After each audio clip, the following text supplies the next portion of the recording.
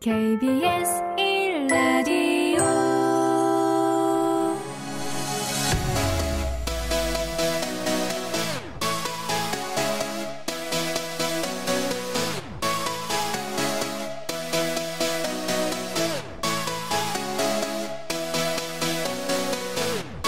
KBS 열린 토론.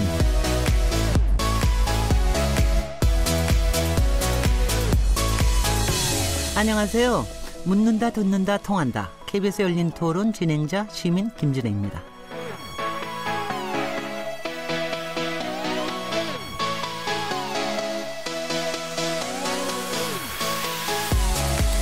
고용 쇼크라는 말이 나올 정도로 일자리 관련 지표가 좋지 않습니다. 통계청이 엊그제 8월 고용 동향을 발표했는데요. 지난달 취업자 수가 총 2,690만 7천 명으로 1년 전보다 3천 명 정도 늘어난 것으로 나타났습니다. 취업자 수 증가 폭은 한때 30만 명을 웃돌았지만 지난 2월 10만 명대로 떨어졌고 지난 7월과 8월 두 달 연속으로 취업자 증가 수가 10,000명도 안 되는 심각한 고용 부진이 이어지고 있는데요. 고용 불안 언제쯤 해소될 수 있을까요? 오늘 KBS 열린 토론에서는 정부의 일자리 정책을 총괄 지휘하는 분을 모셨습니다. 이목희 일자리위원회 부위원장님을 모시고 고용 불안의 원인과 대책을 살펴보겠습니다. 9월 14일 KBS 열린 토론 지금 시작합니다. KBS 열린 토론에서 매주 금요일마다 화제의 인물을 집중 탐구하는 시간을 갖고 있습니다. 화제의 인물을 모실 수 있을 때는 인물 있는 인물 토론에 직접 초대 얘기를 나누고 정치적 사회적으로 불가능할 경우에는 인물 없는 인물 토론을 통해 다양한 시선으로 화제의 인물을 분석해보고 있는데요. 오늘은 인물 있는 인물 토론입니다. 먼저 금요일 코너를 함께 해주시는 패널 두 분 소개해드리겠습니다. 장윤선 전 오마이뉴스 정치부장님 나오셨습니다. 네, 안녕하세요. 최병묵 전 월간조선 편집장님 자리하셨습니다. 네, 안녕하십니까. 그리고 오늘 인물 있는 인물 토론의 주인공은 이목희 일자리위원회 부위원장님이십니다. 안녕하십니까. 나오셨습니다. 이목희입니다. 패널분들 너무 잘 아시죠? 너무 반가워들 하시던데. 네, 그렇습니다. 네. 네. 자세한 토론 나누기에 앞서서 이목희 부위원장이 어떤 분이신지 잠깐 소개해드리겠습니다. 이목희 부위원장님은 아주 젊은 시절부터 민주화 운동과 노동운동에 힘을 쏟아오셨습니다.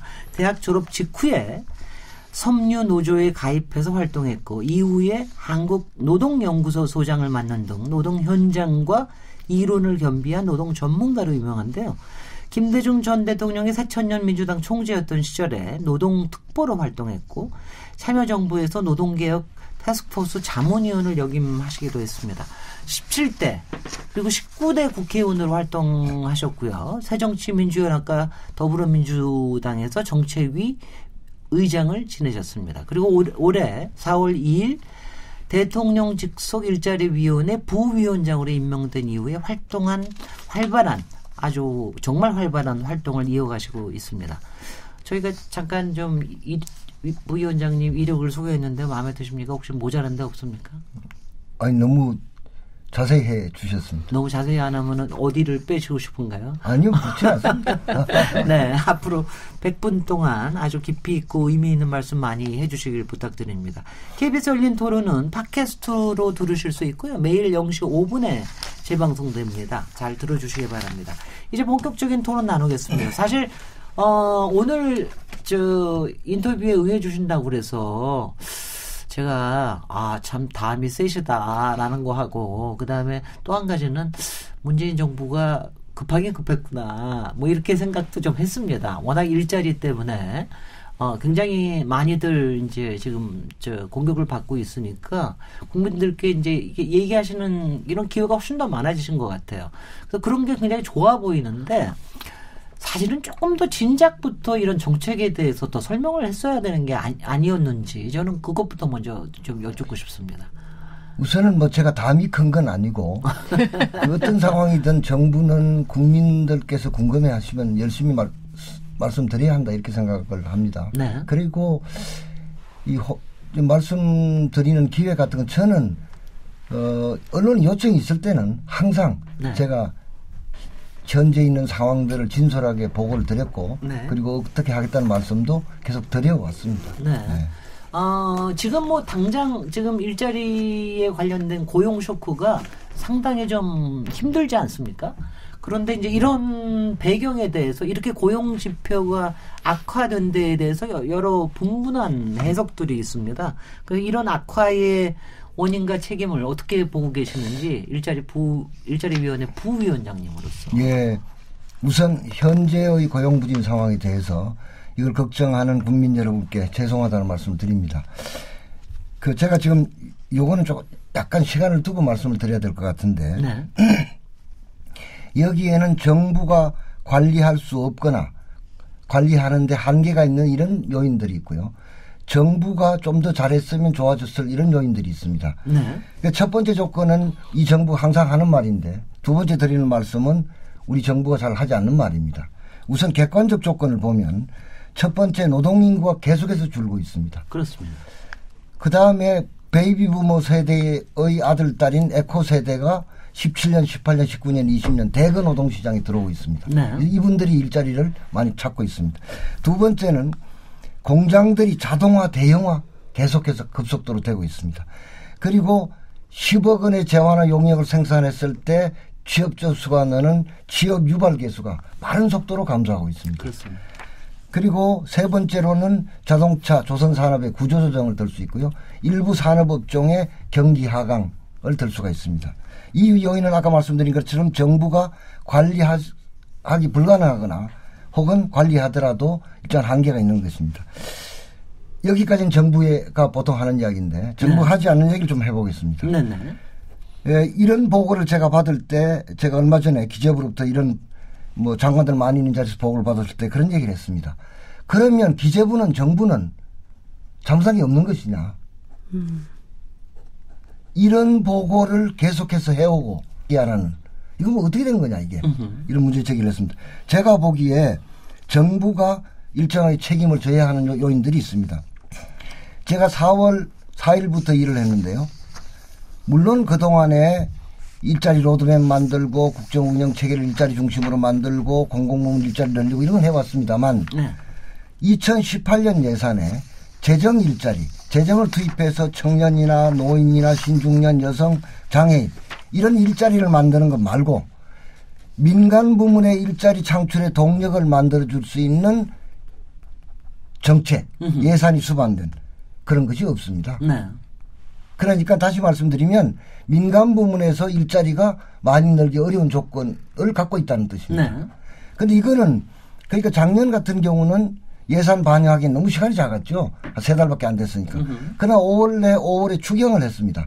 그때까지는 10개월 있는 동안에 뭔가 좀 의미 있는 일자리 정책을 만들었어야 하는데 그걸 못했다. 네. 그걸 지적할 수 있고요.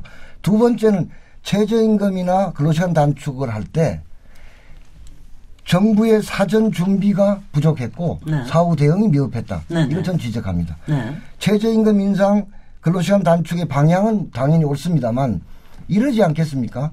예를 들어 최저임금 인상되면 소상공인 영세자영업자들이 힘들어 하시겠죠. 네네. 그럼 정부가 사전적으로 관련 부처 장관들의 이런 사람들이 지금 자영업자들 힘든 게 여러 가지가 있습니다만 최저임금보다 훨씬 더 중요한 요소들이 있습니다. 네. 예를 들면 프랜차이즈 본사에 내는 수수료, 임차료, 네. 임차료, 그 다음에 임차 기간, 임차료 얼마 올릴 수 있는지, 임차 기간을 언제까지 해주는지, 네. 혹은 카드 수수료, 이런 건 물론 정부 마음대로 되는 건 아닙니다만 사전적으로 이런 걸 앞두고 각 부처 장관들이 나서서 열심히 노력하고 그래서 일정한 성과를 내고 네. 그런 노력을 열심히 보였으면 이분들께서도 아 정부가 열심히 노력하는구나 네. 이렇게 이해폭이 넓어졌을 겁니다. 예. 이런 걸 잘 못했다는 걸 하나 지적을 하고요. 몇 가지 더 얘기하실 겁니까? 하나만 더 합니다. 네네. 이거는 재계와의 소통입니다. 네. 물론 재계가 지금 예를 들면 우리 재벌의 일부 행태를 보면 기가 막히지 않습니까? 정말로 온갖 갑질로 추문을 일으키는 거 이거는 엄단해야 되겠습니다만 재계에게 어차피 투자하고 일자리 만드는 것은 재계이기 때문에 여러분들이 그동안 우리나라 산업화에 큰 공을 세웠다. 지금 여러 가지 우리 경제가 어려우니 우리 여러분들이 그 옛날에 그 열심히 했던 마음으로 함께 가자. 그래서 우리가 함께 노력해서 우리 경제를 좀 더 좋은 상태로 만들자. 이렇게 이런 소통들을 열심히 했어야 하는데 이런 것이 부족했다. 네. 이런 것이 주체적 조건으로 들 수 있는 것이 아닌가 이렇게 생각합니다. 그런데 세게 반성문을 먼저 쓰고 시작하셔가지고 반성문을 쓰는데 그러니까 구조적인 요인은 분명히 있으나 정부에서 해야 될 일을 충분히 하지 못했다. 그런데 충분히 하지 못했다고 얘기하는 게 솔직히는 뭐 전임 일자리 부여위원회가 좀 잘 못했다라고 하고 비판을 좀 하시는 것 같기도 아닙니다. 하고요. 이거는 네네. 일자리위원회라는 게 각 부처하고 협력을 해야 되고요. 네. 실제로 각 부처가 초안을 만들어야 되거든요. 네네. 그러니까 결국 동료를 못했다고 할 수는 있을지 모르지만 정부 전체의 문제고요. 네. 저는 그 정부가 관리할 수 없는 요인들이 70, 80% 이상일 거라고 생각합니다. 네. 그러나 우리가 미래를 개척하려면 내가 무엇을 부족함이 있었는가를 고백해야 되지 않겠습니까? 네네. 그런 차원에서 지금 아무 정부의 누구도 이런 소리를 안 하기 때문에 제가 하는 겁니다. 오늘 굉장히 뉴스를 많이 얘기하시는 편이에요. 왜냐하면 그동안 그 정부에서 이렇게 솔직하게 자아 비판하는 사람들이 없었는데 구체적으로 왜냐하면 많은 국민들이 문재인 대통령 첫날 한 게 일자리 상황판 걸고 일자리 대통령이 되겠다고 선언을 하고 본인 스스로 일자리 위원장이 되고 일자리 부위원장을 선임하면서 아 정말 대한민국에 좋은 일자리가 많아지겠구나라는 국민적 기대가 있었지만 최저임금 인상 그리고 산입범위 논란부터 시작해서 그러니까 올 초부터 지금 폭염지나 가을 올 때까지 도대체 정부 안에서 일관된 메시지도 없고 그리고 정책의 엇박자는 계속 나고 그리고 경제정책의 핵심 컨트롤 타워라고 하는 장하성 실장과 김동연 경제부총리 간의 정책 엇박자로 혼란은 점점 커지고 거기다 부동산 터지고 뭐 이러면서 완전히 민생경제와 관련해서는 이 정부가 손 놓고 있는 거 아니냐라는 비난의 경지까지 온 것이거든요. 근데 그 상황에서 어찌됐든 조금 더 일찌감치 이가 종합 대책, 이른바 그러니까 소득주도 성장이 최저임금이 다가 아닌 것처럼 좀 종합정책 제도 개혁을 포함한 이런 것들이 나와야 되는데 이걸 누군가 다 관리를 못하는 거 아니냐라는 책임론 같은 게 굉장히 많았는데 그에 대한 책임을 이목희 부위원장이 지신다는 걸로 얘기를 하시는 거죠 지금? 아니 그 정부 항상 이런 거 아니겠습니까? 우리가 미래를 개척하려면 이런 조건도 나빴지만 내 자세와 의지, 노력이 부족했다라고 얘기를 해야 됩니다. 그래 미래가 보이지 않습니까? 네. 그래서 그런 점에서 정부 당국자들이 하지 않는 그런 얘기를 제가 국민 여러분께 말씀드리는 겁니다. 네. 아니 일자리 위원장에 뭐 지금 취임하신 지 5개월밖에 안 됐는데 뭐 책임 문제를 거론하기는 좀 이를 것 같고 제가 보기에 다만 제가 이제 항상 평상시에 궁금해했던 거는요. 일자리 문제에 관한 컨트롤 타워가 일자리 위원회냐 아니면 일자리 수석이냐 아니면 경제부총리냐 뭐 이런 것들이 저는 헷갈리거든요. 네, 제가 우선 그거부터 좀 간단하게 설명을 해주세요. 네. 제가 일자리위원회 갔더니 이렇게 정의가 되어 있습니다. 일자리위원회는 일자리 정책을 기획 발굴하고 조정하며 점검하는 컨트롤 타워다 이렇게 되어 있습니다. 그러면 일자리 수석하고의 관계는 어떻게 됩니까? 자 이렇게 말씀드립니다. 그래서 제가 거기다가 대통령도 있는 장관들 총리 다 있는 자리에서 제가 이렇게 추가로 정의했습니다. 일자리위원회는 그거 플러스 일자리 정책에 관한 모든 부처를 지휘 통솔하는 상급 조직이다. 이렇게 정의했습니다. 네. 일자리 위원회가요? 예. 네. 그러면 일자리 수석 비서관도 결국은 일자리 위원회의 한 멤버가 되겠네요. 간사입니다. 네. 일자리위원회 간사가 일자리 수석입니다. 그리고 11개 부처 장관이 들어가 있습니다. 예를 들면 경제부총리, 사회부총리가 다 위원입니다. 우리 위원회에. 그러니까 이제 문제는 제가 왜 이렇게 모든 부처를 지휘 통솔하는 상급 조직이라고 규정하는가 하면 우리 풍토에서는 그렇게 규정하고 강단 있게 해야 실제로 일이 되기 때문에 그렇게 규정하고 그렇게 하고 있습니다. 아니 그런데요. 거기서 저기 하는데 지금 이제 제가 하루 며칠 전 뉴스 보니까 이번에 일자리위원회 회의가 7차로 나오더라고요. 네.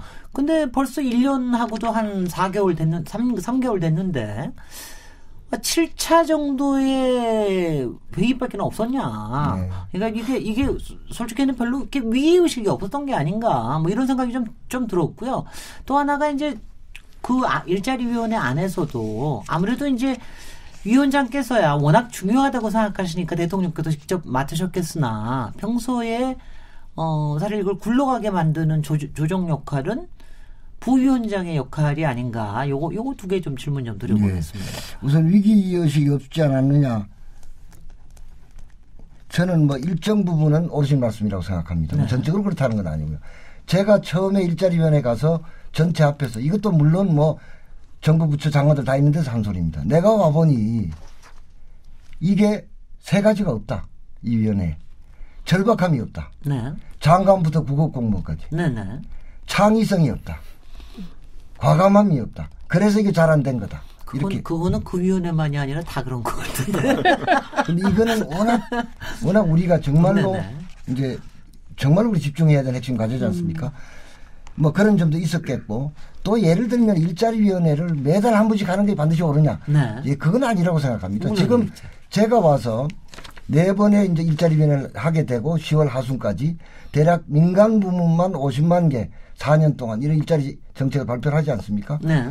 그 내용이 얼마나 충실한지 실현 가능한 건지 예산은 뒷받침된 건지 이걸 정부 부처를 잘 통솔해서 현실로 만드는 거지 이런 것이 사실 중요하지. 네. 횟수는 그건 아니라고 생각합니다. 그리고 저는 사실은 아까 말씀드린 것처럼 제가 또 한 번 그런 적이 있습니다. 장관들은 물론이고 각 기관장까지 80명이 모인 자리에서 제가 이런 말을 한 적이 있습니다. 제가 여러분 부처의 실무 책임자들을 불러서 구체적으로 이런 내용으로 일자리 정책을 만들어서 언제까지 가져오세요. 이렇게 지시를 하니까 장관 여러분들이 불편할지 모르겠다. 그러나 인내해야 한다. 네. 왜? 길이 없기 때문에. 이거 말고는 길이 없기 때문에 그렇다. 그래서 지금 사실은 지금 한 4개월 지난 다음에 보면요. 제가 처음에 말했던 절박함, 창의성, 과감함의 부족 이게 상당 부분 개선돼 가고 있습니다. 각 부처가 실제로 애를 씁니다.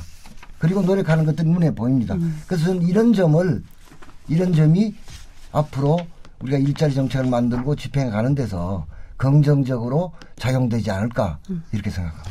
근데 이제 최범국 기자님? 최범국 기자님. 저 하나 제가 또 궁금한 것 중에 하나는 이제 올해 사실은 고용 동향을 통계청에서 계속 발표했지 않습니까? 근데 이제 아까 말씀하신 뭐 정부가 통제할 수 없는 요인 그것도 있고 그다음에 이제 통제 가능한 요인 중에 뭐 정부의 활동이 미흡했던 부분 뭐 이렇게 지적을 해 주셨는데 제가 또 이게 하나 그냥 기자로서 궁금했던 거는 이런 거예요. 뭐 1월 달에 33만 4천 개의 일자리가 그 전년도보다 늘었다. 뭐 이렇게 해서 이제 쭉 해서 통계가 이제 내려와 있어요. 그래서 6월 달에 보면 10만 6천 개의 일자리가 이제 2017년 6월보다 늘었지 않습니까? 네. 그러다가 7월 달에 갑자기 이게 5천 개로 줄어든단 말이죠. 네. 그다음에 8월 달에 3천 개로 줄어들고.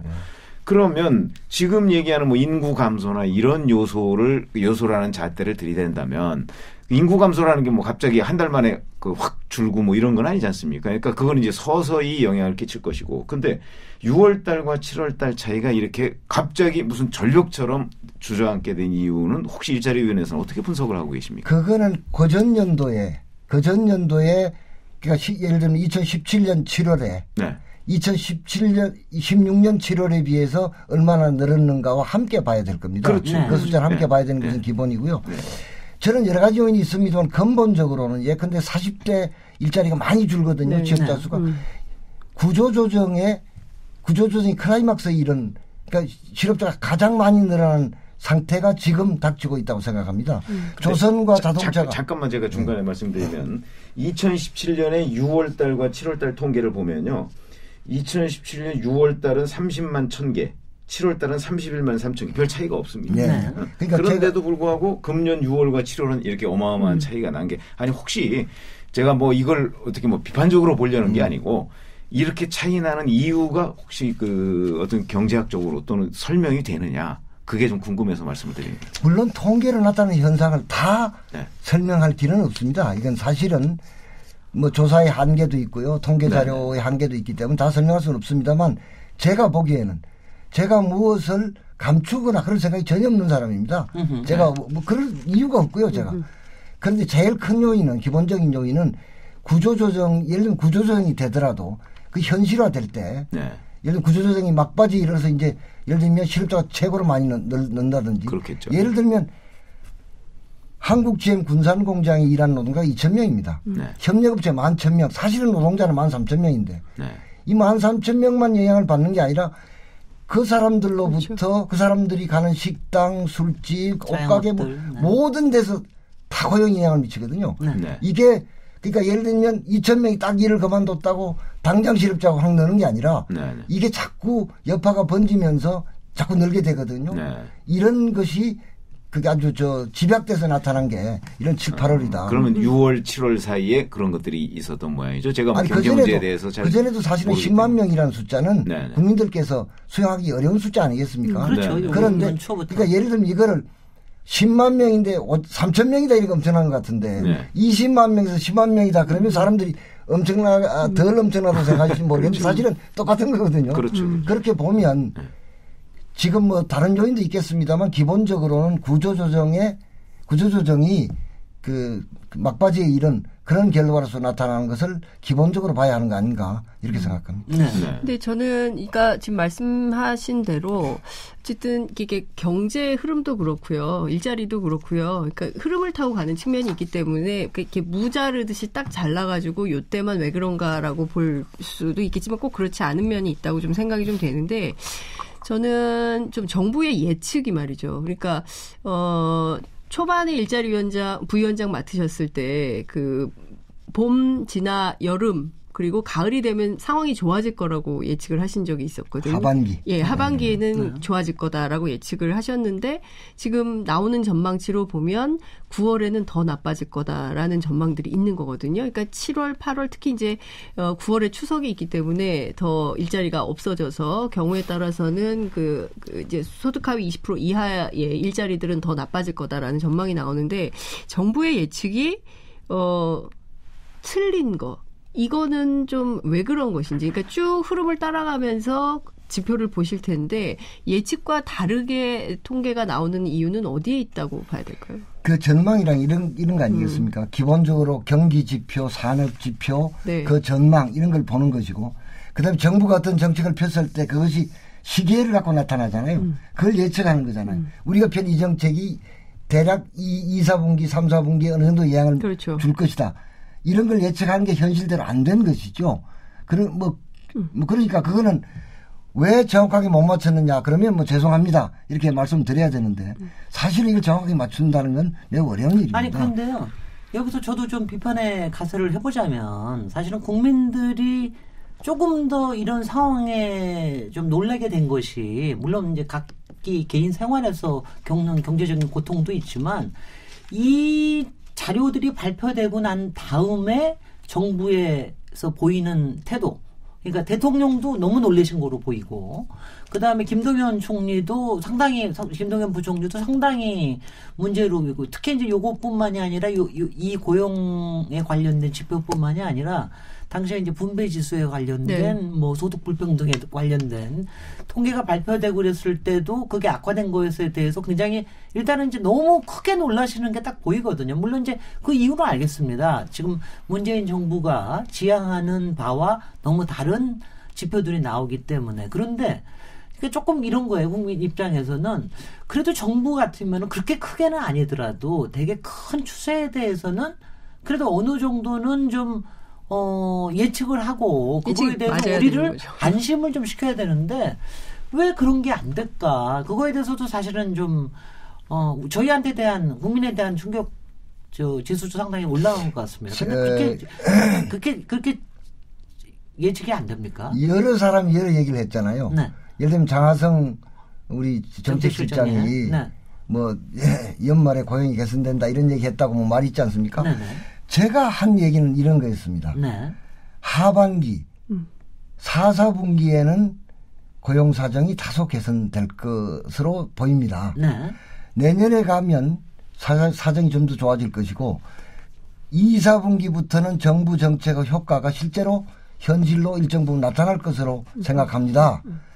내년 하반기가 되면 정책 효과도 본격적으로 나타나고 지금 구조조정이 일어나는 데서도 좀 변화가 있고 경기에 하강하던 경기가 다소 좀 나아져서 내년 하반기에는 20만 명대의 취업자 수 증가가 가능할 것으로 보입니다. 네. 이게 제가 한 말입니다. 네. 그런데 예를 들면 7월 8월에 이게 좋을 것이라고 말한 사람은 아무도 없습니다. 네. 다만 솔직히 고백하면 저희들은 안 좋다고 생각했지만 안 좋은데 이 정도일 줄은 사실은 잘 몰랐습니다.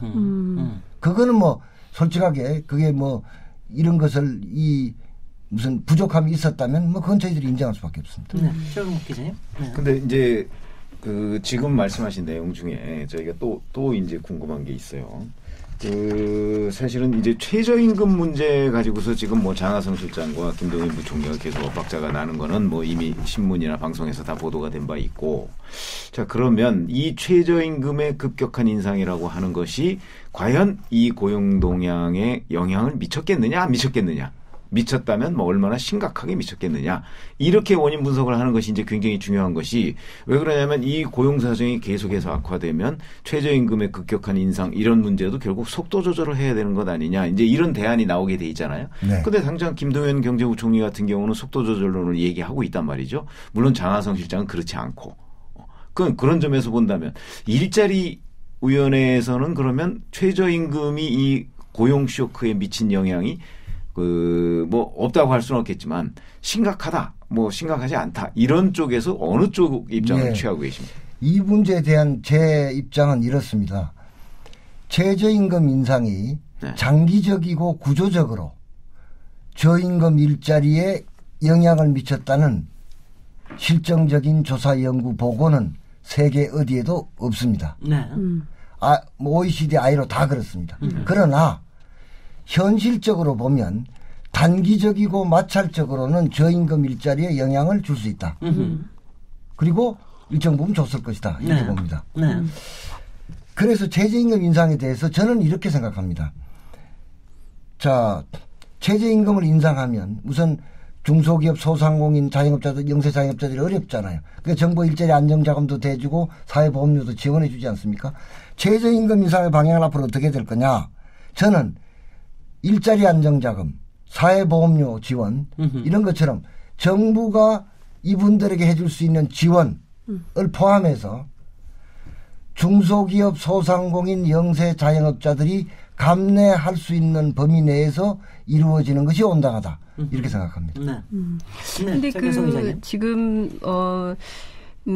이제 최저임금의 인상이 뭐 고용에 영향을 미쳤다라는 것은 없다. 이제 이런 말씀 좀 주셨는데, 장기적으로. 근데 최근에 보면 언론 보도가 최근에 쏟아지는 내용을 보면 질 좋은 일자리는 상대적으로 좀 늘었다는 거잖아요. 그러니까 고용보험에 가입돼 있는 노동자들을 보면 이제 34만에서 36만 1,000으로 늘어났고 대신에 그렇지 않은 도소매업이나 숙박업이나 이런 데는 이제 일자리가 많이 줄었다는 건데, 그러니까 정부가 좀 설명을 좀 해줄 필요가 있을 것 같아요. 그러니까 조금씩 질 좋은 일자리가 조금씩 늘어나는 추세면서 앞서 이제 말씀해주신 대로 저소득층에 해당하는 그런 일자리들은 조금 더 줄어드는 방식으로 하면 이게 일자리에 어떤 변화의 곡선이 생기는 건지 그것도 좀 궁금하거든요. 네.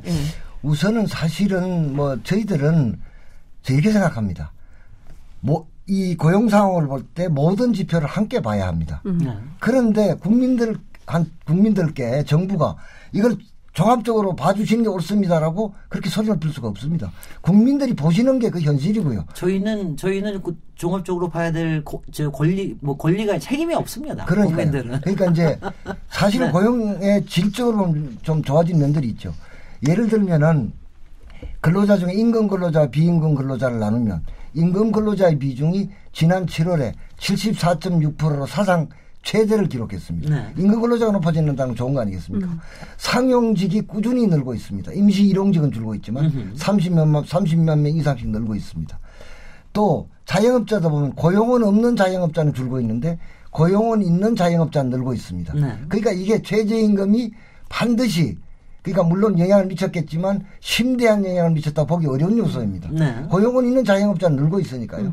그러니까 이런 부분이 있는데 이런 부분을 종합적으로 봐야 한다고 저는 생각하는데 그러나 국민들께서는 신규 취업자 수가 늘느냐 안 늘느냐 이걸 중심으로 보시잖아요. 국민들이 그렇게 보시면 정부는 그것에 대해서 그것에 대해서 분명하게 응답하는 게 정부의 책무다. 네. 저는 그렇게 생각하고. 근데 언론이 신규 취업자 수 중심으로 언론 보도를 하기 때문에 그런 면도 있는 거 아닙니까? 통계를 또 어떻게 해석하고 보느냐에 따라서 또 다 프레임이 달라지는 면이 있어서요. 뭐 그런데 그거는 이제 예를 들면 시민사회에서 그런 토론이 많이 일어나서 그걸 좀 그렇게 됐으면 좋겠고 정부의 입장에서는 국민들께서 그렇게 보시면 그거 잘못했으면 사과하고 더 열심히 노력할 일이다. 이렇게 생각합니다. 제가 조금 여기에 관련돼 가지고 뭐 시중의 스캔들 같은 그런 뭐 얘기인데요. 최근에 그러니까 통계에 관련된 좀 논란이 있었어요.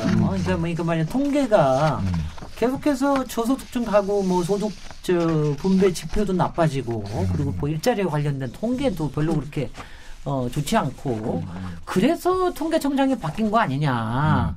뭐 이런 얘기가 그래서 정부가 유리하게 통계를 만들려고 그러는 거 아니냐 이런 또 비판이 있는 것 같습니다. 그래서 야당에서는 통계청장의 임기를 보장한다 뭐 이런 법안 만든다고 운운하고 그러는데 이런 부분에 대해서는 어떻게 설명을 하시겠습니까? 제가 뭐 모든 내용을 알 수는 없습니다. 네. 그러나 제가 알고 있는 한요 그건 사실이 아닙니다. 그리고 예를 들면은 그 논란이 있지 않았습니까? 그러니까 통계를 만들면서 잘 해석도 정부가 해줘야 됩니다. 예를 들면 그 발표됐을 때 1분위 소득이 낮아졌잖아요. 줄었잖아요. 그 사실은 가난한 사람들이 더 어려워졌다는 거잖아요. 네. 이거 정부가 강력한 대책을 마련해야 되죠. 근데 이거 내용을 보면요. 참 안타까운 게 나오는데 1분위에 속하는 가구주의 평균 연령이 69.1세입니다. 노령화 급속히 진행되고 있어서 70세 이상 되는 분들이 40%가 넘습니다. 그러니까 근로소득이 별로 있기가 어렵습니다. 그래서 저희들이 브레이브를 한 게 노인 일자리를 대폭 확대해라. 지금 내년 예산에 대폭 확대했습니다. 그다음에 기초연금 하위에 대해서는 좀 더 빠른 속도로 올리자. 이런 것도 하고 있고요. 기초생활보호 대상자도 좀 늘리자 이런 걸 하고 있습니다. 제가 알기로는 예를 들면은 당시에 이제 이런 논란이 있지 않았습니까? 그 통계를 놓고 보고 해석을 할 때 실제로 상용직이 늘었다. 고용보험 가입자가 늘었다. 이건 좋은 현상 아니겠습니까? 그렇습니다. 예를 들면 이걸 하면서 이런 것들도 함께 설명이 안 되니까 정부가 뭘 했는데 아무것도 안 된다. 이런 걸로 된 데 대해서 사실 논란이 있을 수밖에 없는 거 아니겠습니까? 그런 논란이 있었다는 말씀드리고 제가 이런 말씀드려야 될지 모르겠는데 지금 이 정부에서 인사를 하는 사람들이 저는 그런 사람들 아니라고 생각합니다. 네. 아니 근데 지금 설명하신 내용 중에 제가 이제 이해 안 되는 부분이 있는데 물론 다 이제 정부라는 데서 보면 통계청도 정부고 뭐 기획재정부도 정부입니다. 근데 이제 지금 그 설명이 미흡했다는 부분은 사실 통계청에서 해야 될 부분은 아니거든요. 통계청은 그냥 통계를 내는 거죠. 그 통계에 대한 해석이나 대책은 사실은 기획재정부나 다른 정부 부처에서 해야 되는 거 아니겠습니까? 아닙니다. 고용 통계를 해서 발표할 때 그 통계에 대한 기초적인 설명만 하는 거지. 예를 들어서 뭐 상용 근로자가 늘고 기자들 질문 받고요. 보시면 질문 답변도 이만큼 됩니다. 그렇지만 해석까지 그러니까 그 해석까지 통계청이 해야 될 의무는 없는 거 아닌가요? 40대 왜 40대 취업자 수가 줄었는데 왜 40대 초반이 더 많이 줄었습니까? 이런 걸 다 물어보면 그러니까 통계에 관한 질문을 하는데 통계에 대한 해석까지 통계청장이 해야 할 의무는 없는 거 아니냐? 제가 이제 그 말씀을 드린 거죠. 아니죠. 예를 들면은 그것까지도 해야 되나요? 아니요. 그런 게 아니라 예를 들어 1분위 소득이 줄었다. 그러면 그 원인은 분석은 해야 될 거 아니에요. 그렇죠. 해야죠. 그러니까 이러이러한 요인으로 줄었다. 그리고 예를 들면은 함께 2, 3분이 이제 소득이 는 부분이 있지 않습니까? 이런 부분에서는 예컨대 상용 근로자가 늘어나고 사대보험 가입자가 늘어나고 이런 요인이 그러니까 상용직이 늘면서 혹은 임금 근로자가 늘면서 소득이 늘었다 이런 것도 함께 보여주고 설명을 해줘야죠. 그 통계에 대한 설명이죠. 그러니까 그런 게 당시에 제대로 되지 않고 그냥 1분위 소득이 줄었다 이래 된 것이죠. 그렇게 되면 그때는 그러니까 그 당시에 그러니까 통계청장에 이제 문제가 됐었던 것은 제가 보기에는 이제 통계의 기준 이게 통계는 사실 통계법에 따라서 국가통계법에 따라서 관리를 하고 있기 때문에 통계법 어기면은 이게 그 형사처벌까지 받게 되지 않습니까? 네. 그렇기 때문에 이 통계를 조작하거나 이런 거는 불가능한 일이라고 생각하는데 다만 당시에 통계청장은 과거에 했던 거하고 좀 다르게 1인 가구 인구 구성이 1인 가구하고 노인 가구가 늘어났기 때문에 그 가구 수를 포함하다 보니까 상대적으로 양극화 지수가 높아진 것에 대해서 나의 책임은 없다라고 했는데 인구 비중이 그렇다 하더라도 기존에 있던 룰하고 전혀 다르게 한 것에 대한 문제 제기를 또 했었던 것 같고 그것 때문에 뭐 경제성이냐 아니냐 뭐 이런 논란이 있었던 것 같은데 제가 보기에는 이 통계가 주는 것 자체를 허위로 조작하거나 이것은 불가능하다. 누구나 이제 불법에 가담하지 않기 때문에요. 그래서 때문에 그 해석과 관련해서는 이제 중요한 것은 아닌 것 같고요. 저는 이제 앞서 말씀하신 대로 정부가 재정을 들여서 만드는 일자리가 있고 또 하나는 이제 민간 차원의 일자리가 만들어져야 되는데 민간 차원에서 일자리가 전혀 안 만들어지고 있는 것에 대한 우려나 걱정을 하셨어요. 이제 앞서 이제 서두 발언에서 나오신 건데 이 민간 차원에서 일자리가 잘 안 만들어지는 이유, 그러니까 아까 뭐 재벌과의 소통, 뭐 그러니까 기업과의 소통 이런 말씀도 해주셨지만 이게 잘 안 되는 이유는 뭡니까? 여기 말이죠. 요거에 대한 답변은 요거 이제 굉장히 큰 구치기 때문에. 일부에서 잠깐 쉬고 그리고 다시 토론을 이어가도록 하겠습니다. KBS 열린 토론 오늘 인물 있는 인물 토론 이목희 일자리위원회 부위원장 모시고 아주 열띤 토론 이어가고 있는데 잠시 쉬어가겠습니다. 지금 여러분께서는 KBS 열린 토론 시민 김진애와 함께하고 계십니다. 일단은 너무 취업 자리가 없고 하다 보니까 대부분 공공기관을 많이 지원을 하거든요. 근데 공공기관에서는 좋은 스펙이어도 거의 최종 면접에서는 거의 아는 사람 위주로 많이 뽑는 것 같더라고요. 근절할 수 있는 대책 방안이나 이런 것들이 혹시 있을지 궁금합니다. 일자리 창출이 어떻게 되는지 그게 궁금합니다. 이제 선배들 얘기 들어보면 취업할 데 없다. 뭐 먹고 살지 이런 거 말하고. 좀 더 효율적으로 뭔가 일자리 창출을 위해서 뭔가 방안이 있으신 건지 뭐 정책적으로 뭐 내놓는다고 해도 별로 효과가 없는 것 같아서. 청년들이 바로 취업을 안 한 이유가 다들 대기업에 가고 싶고 아니면 어느 특정 수준 이상으로 가고 싶은 것 때문에 한 학기 계속 미루면서 준비를 하는 게 있거든요. 꼭 연봉이 높은 곳을 가야 되는지 아니면은 시간을 낭비하지 말고 먼저 취업을 한 다음에 돈을 모아서 이직을 생각하는 게 더 빠른 건지. 네. 여러 질문들 정말 청년들이 갖고 있는 고민들을 이제 들으셨는데요. 마음이 아프시겠어요, 우리 이목희 부위원장님. 어떻게 답변해 주시겠습니까? 네, 잘 들었습니다. 종합적으로 말씀드리겠습니다. 공공기관을 젊은이들이 많이 가고자 하는데 공공기관의 취업은 아는 사람 위주로 된다는 이런 평가가 있다, 이런 말씀인데요. 이거 절대로 없습니다. 만약에 이런 일이 있다면 이건 정말로 엄단하겠습니다. 이건 있을 수 없는 일이기 때문에요. 그리고 그동안 있었죠. 네, 강원랜드 오늘 해가지고 그동안 있었죠. 네, 그러니까요. 앞으로 이런 일이 만약에 발생하면 이거는 뭐 정말로 관련된 모든 사람들을 엄단하겠습니다. 이건 있을 수 없는 일입니다. 그다음 이제 대기업과 중소기업의 문제를 말씀하셨는데 그 말씀 전적으로 공감합니다. 그래서 지금 문제는 청년들 보고 중소기업은 사람을 구하니까 가라 이렇게 되는 게 아니거든요.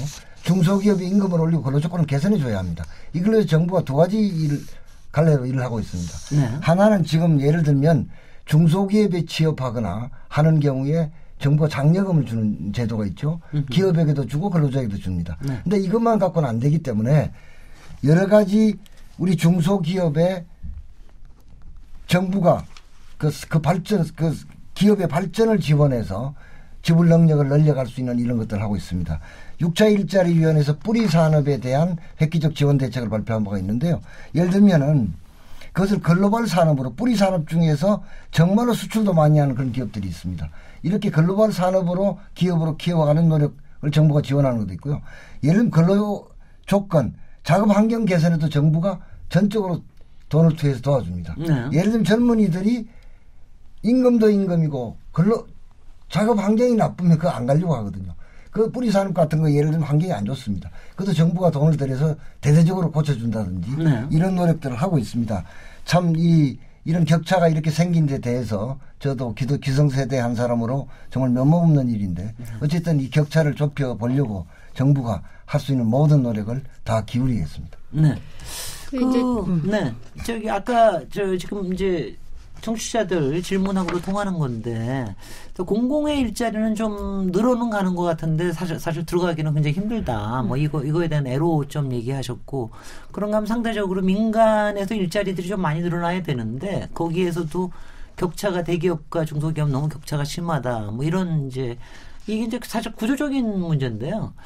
아까 장윤성 기자님이 이제 얘기하셨던 민간 일자리에 대한 이 부분으로 다시 돌아간다면 며칠 전에 그 얘기하셨어요. 조금 아까도 얘기하셨고 민간 일자리 50만 개를 연말까지 만들겠다. 근데 그거 일자리위원회에서 그런 거를 할 수 있는 겁니까? 솔직히 민간의 일자리를 만든다고 하는 거를 그렇게 계획을 하시고 추진을 하실 수가 있는 건지요? 그러니까 정확하게 말하면 정부가 민간 기업 일자리를 만드는 게 아니고요. 네. 정부가 민간 기업이 일자리를 만들 수 있는 동력을 정부가 제공하는 것입니다.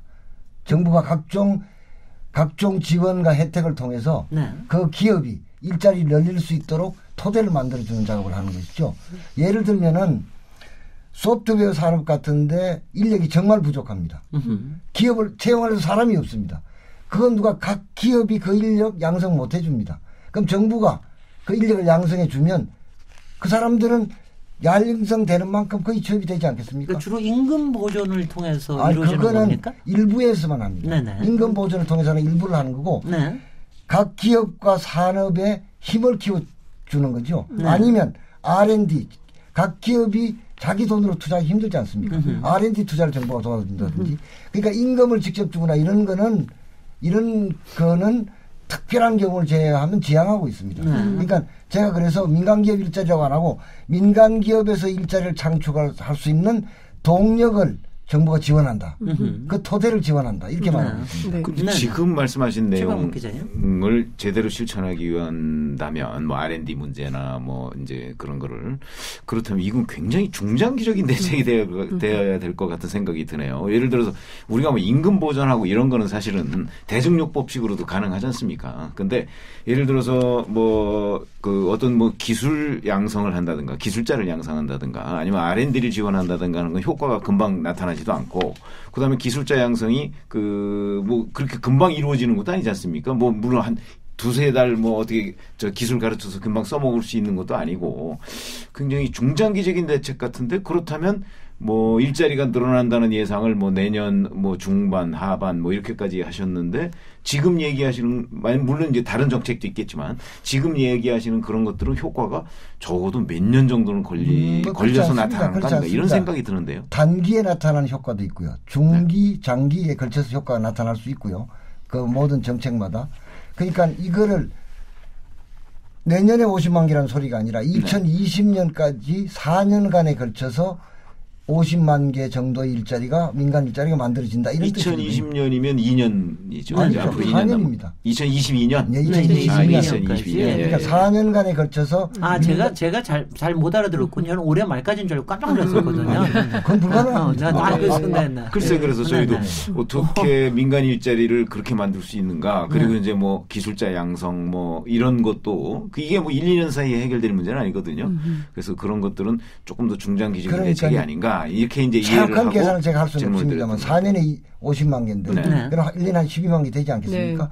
이게 내가 보기에는 균등하게 12만 개로 나타나지 또 않습니다. 그렇겠죠. 예. 아무래도 2022년 가까이 가서 나타날 가능성이 그런 없겠죠. 것을 다 고려해서 하는 것인데 그러니까 제가 이걸 사실 하면서 여러분도 아시다시피 대통령이 회의 주재하면 PPT 아주 이쁘게 만들어 가서 뭐 하고 그러지 않습니까? 이제 그런 거 저는 이제 아니다고 생각해서 제 능력껏 가져온 계획을 다 점검했습니다.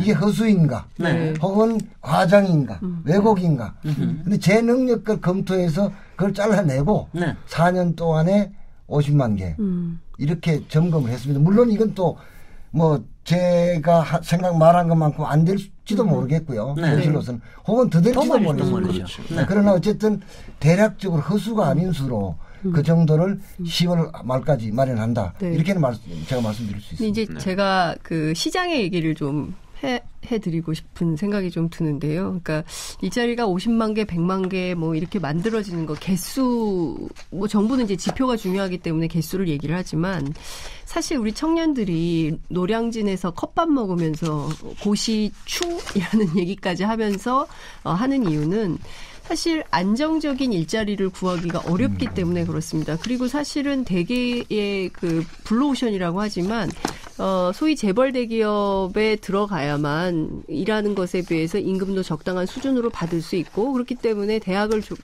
전 국민의 80%가 대학을 가면서 또 대학원을 가고 대학원을 졸업하고 또 박사를 해야 되고 이렇게 이제 스펙을 계속 쌓지 않으면 그 좁은 문을 향해서 들어가기 어려운 그 청년 실업이 사실은 2000년 이후에 최대라는 통계가 지금 나와 있지 않습니까? 그렇기 때문에 이 정부 차원에서는 그냥 50만 개, 100만 개 이게 중요한 게 아니라 우리 청년들이 정말 가고 싶은 일자리를 어떻게 하면 만들 수 있는가. 그러니까 일종의 일자리의 구조 개혁에 대한 그랜드 플랜 이런 걸 좀 갖고 계신지 좀 궁금하고요.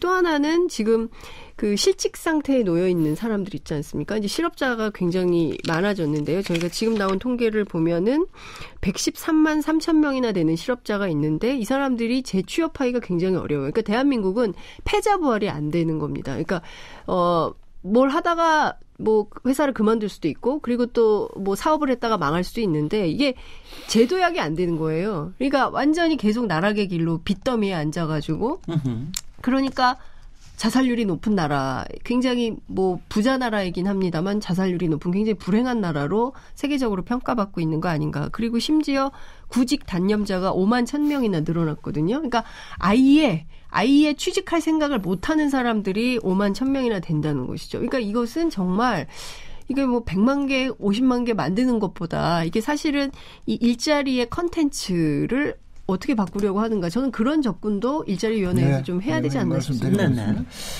좋은 일자리, 괜찮은 일자리. 일단 공공부문은 그렇지 않겠습니까? 공공부문에서 공무원 17만 4천 명을 늘리고 공공서비스 일자리 34만 개를 만들고 30만 개 비정규직을 정규직으로 전환한다. 이게 공약이었지 않습니까? 이거 열심히 하고 있고 추진되고 있는데 이제 이거는 사실은 많은 부분을 국회 동의를 받아야 됩니다. 국회가 예산을 해줘야 되지 않습니까? 야당이 반대하지 않습니까? 그래서 저는 이렇게 생각합니다. 그래서 제가 끈질기게 정성을 다하여 이런 말을 하는 게 공공부문에 해당하는 말입니다. 끈질기게 한다. 국회 10,000개를 가져갔는데 우리는 국민의 뜻을 수렴해서 만약 7,000개밖에 안 해주면 그 다음엔 13,000개를 들고 가겠습니다. 또 7,000개밖에 안 해주면 그 다음엔 16,000개를 들고 가겠습니다. 가서 국회의원들한테 열심히 설명을 드리고 또 이런 상황을 국민에게도 보고하겠습니다. 우리가 늘리려고 하는 공공부문 일자리는 공무원 그냥 세금으로 월급 주는 게 아니라 정말로 부족한 생명, 안전, 보건, 환경 이런 복지 공무원을 늘리자는 거 아니겠습니까? 자꾸 세금 걷어서 공무원 늘리냐 이런 말씀을 하시는데 우리나라 전체 노동자 중에 공공부문 노동자의 비중이 8.9%입니다. OECD 평균이 21.3%입니다. 우리나라 공공부문 노동자는 OECD 복지국가가 아니라 평균의 41.8%밖에 안 됩니다. 그만큼 국민들이 공공서비스를 제대로 못 받고 있다는 뜻입니다. 그래서 이거는 제가 저나 정부가 끈질기게 그리고 국회에 가서 정성을 다해서 국회를 설득하고 국민께 말씀드리겠습니다. 또 대기업이 요즘 금융권도 그렇습니다만 좀 채용을 늘려가는 이런 움직임들을 보여주고 있습니다. 참으로 다행스럽고 고맙게 생각합니다. 그 다음에 대기업들에게 이런 요청들을 하고 있습니다. 재벌 대기업이 이런 두 가지를 좀 해줬으면 좋겠다. 하나는 협력업체와의 상생입니다. 지금 재벌 대기업이 영업이익 10% 난다고 그러면 1차 협력업체 3~4% 납니다. 3차 협력업체 없거나 1% 정도입니다. 이렇게 하면 이 협력업체에서 다니는 사장도 힘들고 노동자도 힘듭니다. 그렇죠. 이게 만약에 좀 상생이 되면 여기서 훨씬 더 좋아지고 일자리도 만들어집니다. 그러니까 제가 이런 얘기를 했습니다. 재벌 계획이 난 뭐라고 생각하는가 하면 재벌 대기업이 협력업체하고 상생하고 벤처와 혁신 생태계를 만들어서 괜찮은 일자리 만들어주는 게 재벌 계획이다. 저는 이렇게 얘기합니다. 이거 해주면 벤처는 왜냐하면은 재벌 대기업은 시장과 마케팅 능력, 돈과 마케팅 능력을 갖고 있습니다. 그러나 벤처는 혁신 아이디어는 있는데 돈과 마케팅 능력이 없죠. 이게 두가 결합하면 엄청난 시너지 효과를 낼 수 있습니다. 그래서 재벌 대기업이 이런 혁신적으로 창업된 벤처 있으면 그 기술자 빼가려고 하지 말고 그걸 좀 제값 주고 사달라. 단가 후려치기나 좀 안 하면 좋겠네. 그러면 그 벤처 기업이 그 판 돈으로 그 돈을 딛고 더 큰 벤처를 할 수 있지 않습니까? 네. 이게 선진국에서 벤처가 살아가는 방식이거든요. 네. 그런 벤처에서 일자리가 많이 늘어납니다. 좋은 일자리가. 그래서 재벌 대기업이 협력업체의 상생, 벤처 기업가의 혁신 생태계 만드는데 정말 노력해 주십시오. 네. 그게 나는 재벌 대기업이 국민께 보답하는 길이라고 생각합니다. 이렇게들 얘기하고 있습니다. 네네. 또 제도적 말씀 나왔는데 제가 가자마자 창업과 관련돼서 많이 뜯어 고쳤습니다. 예를 들면 기술과 아이디어가 있으면 창업할 수 있고 돈 없어도 망해도 신용불리하지 안 되게 해야 한다. 네. 지금 대략 정부가 창업하는데 1억 원 정도는 주고 망해도 돌려 안 받습니다. 네. 그리고 신용불량도 안 됩니다. 그리고 거기서 만드는 제품이나 용역을 정부가 우선 구매해라. 지자체도 우선 구매해줘라. 네. 이렇게 권고하고 있습니다. 그리고 또 하나 예를 들면 강남에 팁스타운이라고 있습니다. 거기에 입주하고자 하는 사람이 엔젤 투자 1억 원만 자기가 유치해오면 정부가 R&D 포함해서 9억 원을 그냥 줍니다. 네. 9억 원 다 날려먹던 그 다 날려먹어도 아무도 문제 삼지 않습니다. 지금 여기서 너무 과장 광고하시면 아니요. 그런데 실제로 가보면요. 한 2년 3년 된 데서 자산가치 200억 300억 500억짜리가 생겨나고 있습니다. 네네. 그래서 아직 우리 장윤선 기자 말씀한 데서 보면 부족하긴 합니다만 정말로 빠른 속도로 노력하고 있다는 말씀 드립니다. 네. 근데 말씀하십시오. 네. 아니 너무 이제 많은 얘기를 하셔서 네. 제가 앞에 부분부터 이게 차근차근히 좀 얘기를 드리겠습니다. 첫 번째 이제 공무원 그 부분인데요. 사실은 저희도 이제 이 그 관청에 오랫동안 출입 기자를 해봤지 않습니까?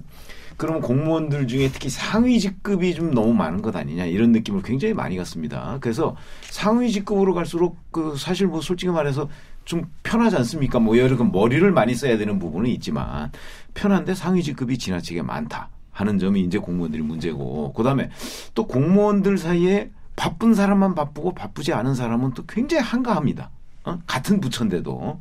그래서 물론 이제 바쁜 부서에 있는 사람들이 뭐 나중에 뭐 승진이나 이런 것들도 더 그 잘 되고 하는 측면도 있지만 어찌됐든 간에 공직이라는 이 자리를 늘리기 전에 공직 사이에 이런 불균형, 바쁜 사람만 바쁘고 쉬는 사람은 계속해서 쉬고 뭐 이런 불균형, 또 상위 직급이 하위 직급에 비해서 지나치게 많다. 그러니까 아까 말씀하셨듯이 바로 뭐 현장을 찾아가는 복지공무원 뭐 이런 사람들은 부족하다고 항상 하소연인데도 불구하고 공무원 전체 뭐 위직급과 아래직급 뭐 전체 숫자는 뭐 아니야 이 정도면 아직도 많아 뭐라고 하는 정도가 된다는 것 말이 그 얘기거든요. 그러니까 상위 직급이 지나치게 많고 어떤 그 부서 간의 불균형, 이런 공무원 사회의 구조조정 뭐 이런 것들도 먼저 하고 나서 그러고 나서 공무원을 이렇게 우리가 구조조정까지 다 했는데 이렇게 부족합니다. 그러니까 이만큼 더 늘려야 되겠습니다. 이런 게 순서 아닐까 이런 생각이 들어요. 느리면 두 개 같이 해야죠. 느리기도 하고. 일반 회사도 그렇죠. 바쁜 부서는 바쁘고 안 바쁜 부서는 안 바쁘고. 아니, 근데 일반 회사는 그런 것들이요. 아니, 그 조직 점검을 해가지고 맞아요. 그대로 놔두지 않습니다. 아니 근데요. 뭐 조선일보사도 그랬겠지만 어느 조직이나 가면은 일하는 사람이 이래요. 일하고. 보통 한 10% 정도가 아주 잘하고 한 30% 정도 9% 시간 높으면 아니 잘하고 못하는 거의 문제가 아니고 아니, 저는 업무가 과중한 부분이 있는가 하면 그러니까 이 사람은 맨날 야근해요. 네. 근데 이 사람은 맨날 정시에 퇴근하면서도 낮에도 가면 별로 그 할 일이 그렇게 많지 않은 것 같은. 요새는 그렇게 안 해요. 52시간 있기 때문에. 그러니까 저는 뭐 지금 지적하신 내용에 대해서 제가 자세한 내용은 모릅니다. 저도 미루어 짐작할 뿐인데요. 네.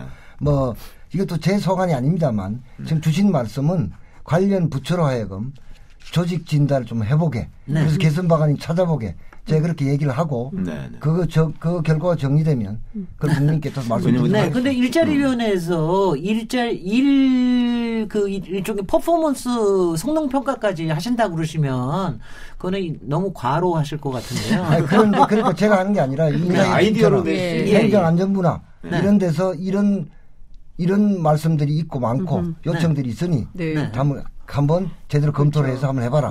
제가 지금 11개 부처 장관들을 다 통솔하고 계시니까. 아니, 제가 저희도 이제 소득 주도 성장에 대한 토론이 어느 만큼 이제 지나갔고 요새 혁신 성장에 대한 토론을 이제 아주 활발하게 하는데 지금 말씀하시는 걸 들으면 아까 얘기하는 중소기업에서 일자리 만드는 거 대기업과 중소기업하고의 상생 만드는 거 그리고 또 새로운 종류의 벤처를 만들어서 좀 이렇게 많은 실패를 100개 중에 한 90개 실패하더라 한 10개가 잘 자라면 되는 거 아닙니까? 그러니까 이런 거 하는 거 보면 오히려 일자리위원회를 통해서 혁신성장의 이 동력을 만들어내는 게 굉장히 중요한 것 같은데 근데 이제 제가 조금 이제 저희 그 혁신성장에 대한 불만은요. 지금 김동연 부총리께서 혁신성장이라 하면 몇 개 뭐 기술 분야를 만들고 거기에서 주로 대기업들이나 이런 데를 많이 투자를 해가지고 일자리를 만든다 뭐 이런 쪽으로 되는데 이게 너무 낡은 방식 아니냐. 오히려 지금 얘기하시는 그러니까 현장에서의 중소기업들하고의 연결을 가져야 그래야지 일자리도 만들어지고 혁신도 실제로 일어날 수 있는 거 아니냐 이렇게 생각을 하는데 혹시 일자리위원회에서도 김동연 부총리님하고 좀 이렇게 교감이 좀 되십니까? 어떠십니까? 그 뭐 얘기는 합니다만 서로 바쁘니까 많은 얘기는 못 합니다. 그런데 제가 보는 혁신 분위기를 알겠네요. 기재부 등 정부가 혁신 성장의 내용과 방향을 아직도 제대로 정립하지 못하고 있다. 저는 이렇게 봅니다. 왜 그럴까? 한 큐에 정리하셨네요. 실천적 전문가들의 조언을 열심히 듣는 것처럼 보이지 않습니다. 그것도 정답이십니다. 그다음에 들으면 빨리 정리를 해서 이게 옳은 방향이고 현실 적합성이 있으면 바로 나가야 되잖아요. 이러지도 않는다. 이렇게 보입니다. 한마디로 말하면 능력도 부족하고 의지도 부족해 보인다. 이렇게 보입니다. 이거 기사 좀 뽑아야 되겠는데. 제가 보기에 오늘 열린 토론에 기사가 엄청 많이 나오는 것 같습니다. 기자들이 야근해야 될 것 같습니다. 아니 사실 있는 그대로 말씀드리는 겁니다. 근데 왜냐하면 저라고 해서 다른 부처나 뭐 이걸 비판하는 게 좋겠습니까? 그런데 국민들 앞에서 있는 그대로 얘기를 해야죠. 국민들이 아실 권리가 있지 않습니까? 그렇게 보여지고요. 예를 들면은 그래서 빨리 혁신성장은 빨리 내용을 채우는 것이 아주 중요합니다. 그러니까 예를 들면은 기술산업제도 사람을 혁신한다. 그럼 혁신의 내용이 있어야 되잖아요. 뭘 혁신하는지. 근데 이게 제가 구체적으로 예를 들면 시간이 많이 가기 때문에 이런 4대 혁신 분야의 내용이 상당히 부족합니다. 지금 드러나고 있는 게. 8대 선도 산업도 뭐 바이오헬스, 핀테크, 드론, 미래자동차, 에너지 신산업 뭐 스마트팜, 스마트공장, 스마트시티 있는데 이거 역시 내용이 부족하고요. 속도가 느립니다. 그래서 저는 이제 우리가 소득주도 성장, 혁신성장, 공정경제 하는데 혁신성장은 내용을 충분히 하는 것이 지금 우리가 바로 맞닥뜨린 핵심 과제다 이렇게 생각합니다. 그렇게 고백해 주셔서 고맙습니다. 혁신성장이 문재인 정부는 혁신성장인데 박근혜 정부에서 했던 창조경제하고 비슷한 거 아니냐 잘 모르겠다 내용을 이런 비판이 굉장히 많고 혁신성장 한다면서 실제로는 규제 완화를 하자는 거 아니냐. 그리고 결국에는 이제 재벌 대기업들에게 이익을 주려고 하는 거 아니냐라는 진보적인 경제학자들의 비판도 있는 거거든요. 그 방향 이런 비판이 맞습니까? 저도 조금 추가를 드리자면 지금 부위원장님 말씀하신 내용을 쭉 들어보면 그 박근혜 정부에서 얘기했던 창조경제센터라는 게 왜 각 지역별로 있잖아요. 거기가 바로 대기업하고 이 중소벤처기업들 연결해주는 역할을 그동안에 많이 했었거든요. 그래서 그런 거하고 비슷해 보여요. 그렇게 되면 결국 혁신성장이 뭔지도 뭐 박근혜 정부 5년 4년 내내 왜 창조경제가 뭐냐 뭐 이거 가지고서들 궁금해하고 그랬잖아요. 그것처럼 혁신성장도 결국은 뭐 창조경제랑 비슷한 건가? 뭐 이런 생각을 가질 수밖에 없어요. 좀 맥락이 비슷해서 제가 말씀을 드립니다. 제가 이제 창조경제와 혁신성장 이렇게 말했을 때 이 세상에서 완벽하게 새로운 건 없습니다. 그걸 내가 만들 수 있다고 얘기하면 그건 거짓말하는 거 아닙니까? 기존의 사람들의 성과 위에서 노력을 통해서 새롭게 좀 갖고 가는 것 아니겠습니까? 그렇게 보면 창조경제도 사실은 내용을 제대로 채우지 못했다. 이런 비판을 받아야 되겠죠. 그리고 벤처 아까 말씀을 하셨는데 창조경제 하면서 재벌 대기업과 벤처가 연결돼서 성과를 낸 게 별로 없습니다. 그럼 이 정부는 목표는 그렇게 돼 있더라고요. 그러니까 그 구체적 성과를 잘 못 냈다. 이런 비판을 받는데 저희들은 무지의 애를 써보겠습니다. 그 다음에 이 창조의 규제 완화 얘기하는데 지금 이제 이럽니다. 민간 일자리 만들어라. 하도 난리쳐서 민간 일자리 4년 동안 50만 개 만들겠습니다. 그랬더니 또 어떤 언론들을 보면 그거 말고 규제 협파해라. 그러는데 뭐 이렇습니다. 그거는 연결돼 있다고 봐야 되는 거예요. 규제라는 것이 사실은 만들 때는 필요해서 만들어졌죠. 근데 시대에 뒤떨어지고 이게 발전을 옥죄는 게 되니까 이제 규제 완화를 얘기하는 거 아니겠습니까? 저는 이렇게 생각합니다. 국민 생활에 명백한 위해가 되지 않는 범위 내에서 규제를 완화해서 투자가 일어나고 일자리가 늘어난다면 그 규제는 제한적으로 검토해야 하고 완화해야 한다. 이렇게 생각합니다. 국민생활이라고 하면 서민 중산층의 일과 삶이 하나고 다른 하나는 인권과 민주주의입니다. 이런 것에 명백한 위해가 안 되면 제한적으로 검토해서 나갈 수 있다. 이런 생각을 갖는 건데 예를 들면은 이게 이제 가다 보면 너무 과도하게 가서 뭐 개인정보 같은 게 대표적인데 개인정보를 그럼 이용하지 말란 말이냐? 빅데이터가 그럼 썩히란 말이냐? 저는 그렇게 생각하지 않습니다. 명백한 기준을 정해서 익명정보, 가명정보들을 쓰자. 보호를 하고 먼저 하고 확실하게 하고 쓰자. 그래도 정말 능력 있는 사람은 그걸 여러 가지 정보를 종합해서 누군지를 익명을 실명으로 알아내고 이걸 악용할 수 있는 여지가 있습니다. 근데 뭐 엄청난 보안시설도 해킹하는 사람이 있듯이 그런 거 아니겠습니까? 그런 사람은 정말 폐가 망신하도록 엄단해라. 그게 옳은 방향이다. 그러니까 예를 들면 우리가 그거 좀 개인정보 훔쳐서 뭐 누구 어디 언제 병원에 가서 뭐 치료받았대 이런 거 터뜨리는 게 그래 죽을 죄냐. 아니 그거는 저는 엄청나게 처벌해야 되는 죄라고 생각합니다. 저희가 토론을 하면서요 그 얘기를 많이 우려를 했습니다. 그러니까 혁신성장의 지금 내용이 분명치 않고 더구나 방향이 제대로 잡히지 않은 상태에서 뭘 하겠다고 나서는 방식들은 너무 올드하다. 뭐 이러니까는 기대하기가 굉장히 어렵다. 그 와중에 규제 완화가 필요하다라고 해서 하는 거는 자칫 뭐 지금 얘기하시는 국민의 기본권을 좀 침해한다라든가 아니면 특정 대기업이나 특정 분야에 또 민영화나 이런 거를 촉진할지도 모르는 이런 부분들에 너무 규제 완화에 나서는 게 그러니까 이런 점에서는 문재인 정부가 이제는 일자리 때문에 너무 초조해진 거 아니냐. 일자리 빨리 만드는 것 때문에 규제 완화하려고 그러는 거 아니냐. 이런 비판이 있는 것도 아시고 계시죠? 위원장님. 예를 하나 바이오헬스 제가 그저께 우리가 다뤘던 거 말씀드려보겠습니다. 바이오헬스에서 42,000개 일자리 잘 점검해서 냈는데 이게 이제 노동계에서 반대 성명을 냈습니다. 그래서 그리고 노동계 대표가 그 자리에 저한테 질문을 했습니다. 이게 이러이러해서 결국은 의료 영리와 이런 걸로 연결되는 거 아니냐. 근데 그 내용을 다 뜯어봐도 요게 요런 정책이 의료 영리화로 연결된다. 이렇게 연결할 만한 명백하게 연결할 만한 건 없었습니다. 그 제가 이렇게 얘기를 했습니다. 의료 영리화 제가 이 자리에 앉아있는 한 의료 영리화 절대로 하지 않습니다. 의료 영리화라고 하는 것은 우리나라 지금 그러려면 법 체계 자체를 고쳐야 됩니다. 우리는 병원은 영리를 못하게 돼 있습니다.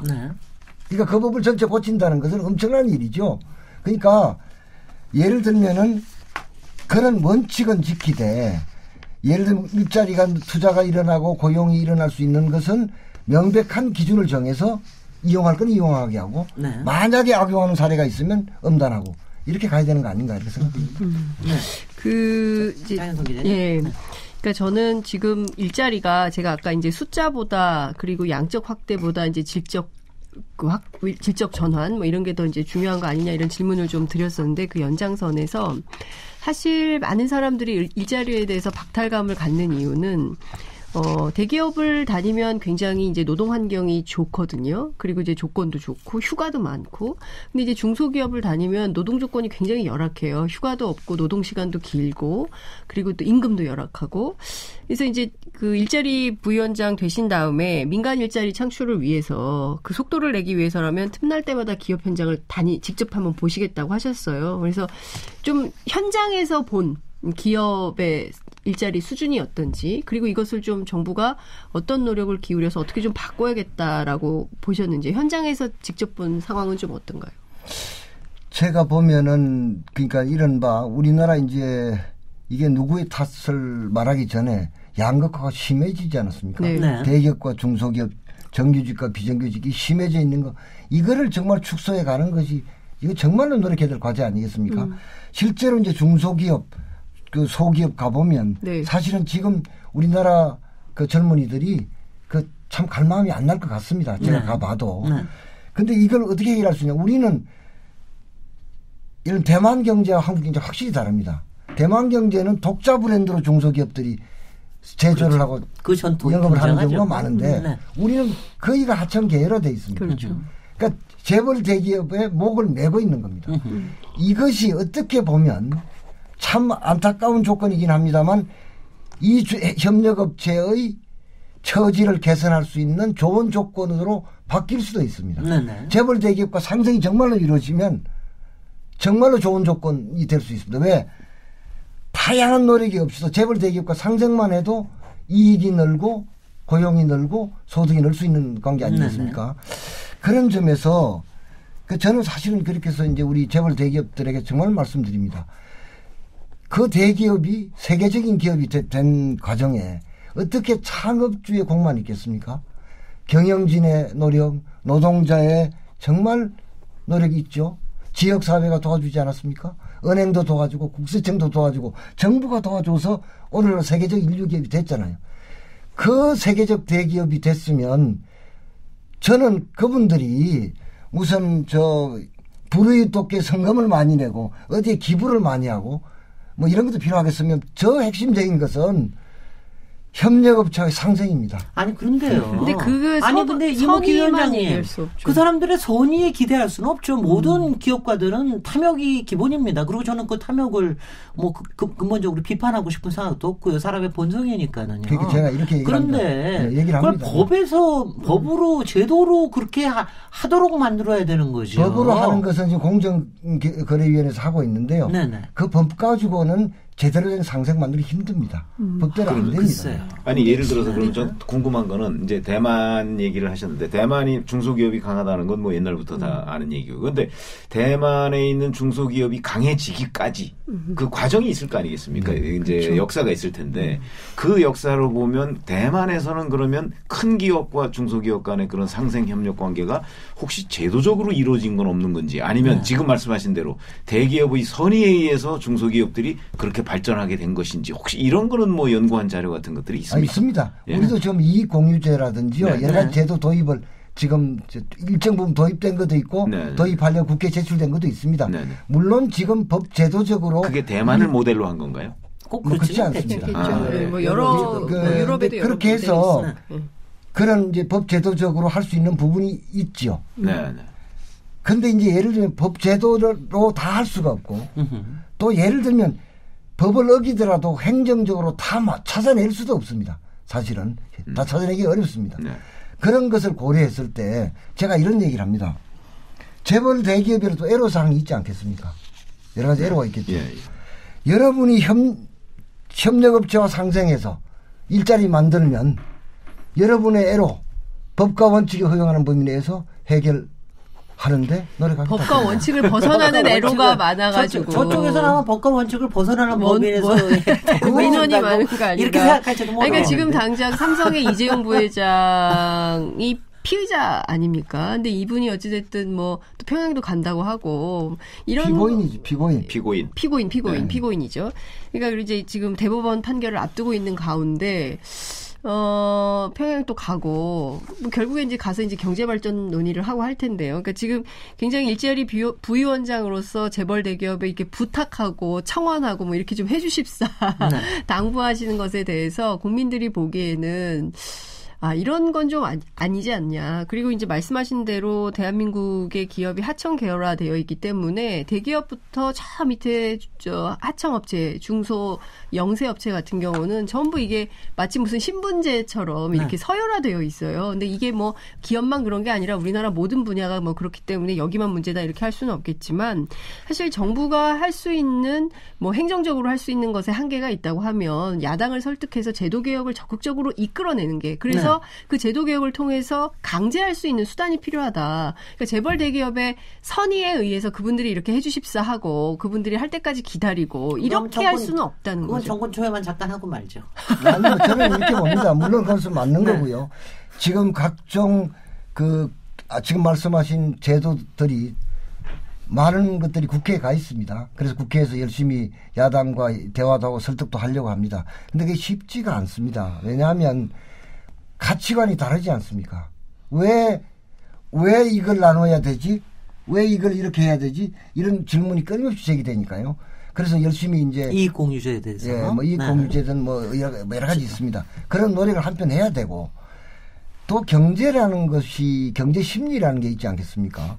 예를 들면은 사실은 이제 우리나라 기업인들도 그런 거 느끼지 않는가 모르겠는데 존경받는 기업이라는 것이 정말 브랜드 가치가 높다는 거 이제 슬슬 알게 되어가고 있지 않은가 난 그런 생각을 해봅니다. 실천하는 바라시는 게 굉장히 많으시군요. 제가 봤어요. 오늘 일자리 부위원장님 뵈니까 제가 바람이 많습니까? 지금 바라고 소망도 많으시고 비전도 크시고 굉장히 모든 게 다 크시네요. 그거 어떡하겠습니까? 근데 거기에 또 기본이 보니까 이렇게 상당히 성선설에 입각하셔가지고 기업을 보고 계신 것 같은데 기업들이 꼭 그런 건 아니거든요. 기업은 이제 우선 이윤을 극대화하기 위해서 여러 가지 노력들을 하고 지금까지의 재벌이나 뭐 이런 데 보면 대체적으로 또 바로 그런 노력이 지나친 나머지 뭐 불법 비리 뭐 이런 것도 적당히 해가면서 이제 기업이 성장한 게 우리 역사란 말이죠. 그런데 지금 얘기하신 어떤 기업들이 이제 대기업들이 중소기업들과 상생하라 뭐 이런 부분에 관한 어떤 선의적인 표현, 그다음에 의지 뭐 이런 거 희망 뭐 이런 거는 이제 저희가 충분히 이해하겠는데 현실적으로 이제 지금 그래서 저희가 현실적으로는 이루어지지 않고 있으니까 제도 이런 걸 얘기하고 있는 것이고 저는 뭐 이제 이익공유제라는 몇 가지 아주 가치에 기반한 그런 제도들은 뭐 야당이 반대할지 모르겠으나 기타 뭐 예를 들어서 대기업과 중소기업이 상생하는 다른 부분까지 야당이 크게 반대할 거로 보이지는 않거든요. 그래서 이제 법안 얘기를 하셨는데 법안이 지금 국회에 많이 나가 있다고 하지 않습니까? 그런 것들에 대한 여야 간의 협상이나 이런 게 진지하게 이루어지고 있는 것 같은 느낌을 받질 못해요, 저희가. 그거는 여당에서부터 우선 적극적으로 그러면 그런 것들을 추진하기 위한 협상을 야당과 벌여야 되는 것 아닌가. 그 노력은 게을리하고 있는 것은 아닌가. 이런 생각이 들어서 제가 말씀드립니다. 국회 정확히는 모르겠습니다만 정기국회에서 본격적 노력을 할 거라고 봅니다. 왜냐하면 민주당이나 정부나 생각이 다를 게 없죠. 지금 이 난국을 돌파하기 위해서 여러 가지가 필요하고 지금 우리가 얘기하고 있는 것들이 중요한 축이다. 이렇게 생각을 하고 있기 때문에요. 열심히 하리라고 보고 아마 각 부처 장관들도 국회에 가서 열심히 얘기를 할 거라고 이렇게 봅니다. 제가 얘기를 하는 것은 예를 들면은 기업인들이 이런 얘기를 합니다. 이 정부가 기업을 어떻게 보고 있는지 모르겠다. 그래서 그럼 뭘 하면 됩니까? 물어봤더니 함께 우리가 아까 제가 말씀드리지 않았습니까? 그런 좀 기업을 이렇게 제대로 대우하면서 함께 가자. 뭐 이런 게 이런 정부로부터 잘 안 보이니까 우리가 뭐 이러고 있는 거다.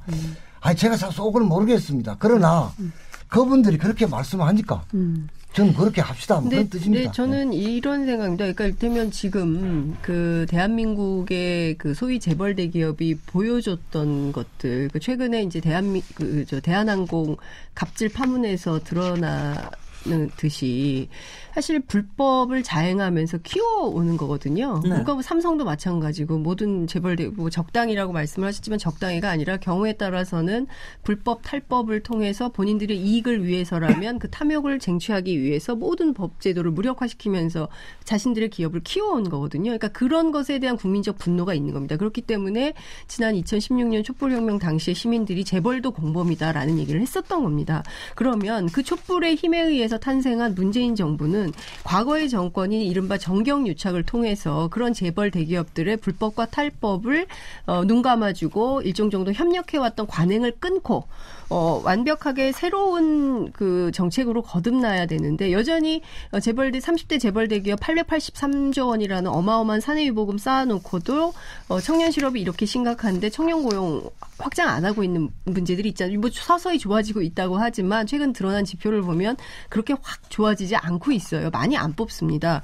그러면 이런 문제들을 어떻게 해결할지 분명한 것은 정말 이 정부가 신상필벌하겠다는 자세와 태도를 가지고 분명하게 해야 되는 것이지 뭐 기업을 어떻게 보느냐 더 기업하기 좋은 나라를 만들어 달라라는 것에 대해서 협조하는 방향으로 가는 것은 국민의 기대와 좀 어긋나는 거 아닌가. 제가 거기에다 약간 추가로 해서 같이 드리면은 혹시 요새 기업 현장을 너무 많이 가시고 그다음에 대한상공회의에서 박용만 회장하고 이렇게 가깝게 인사하는 거 제가 봤는데 예. 너무 인사 많이 받으시고 그러는 게 아닌가 저는 제가 그렇게 좋아합니다. 제가 그렇게 숨지는 사람이 못 됩니다. 예.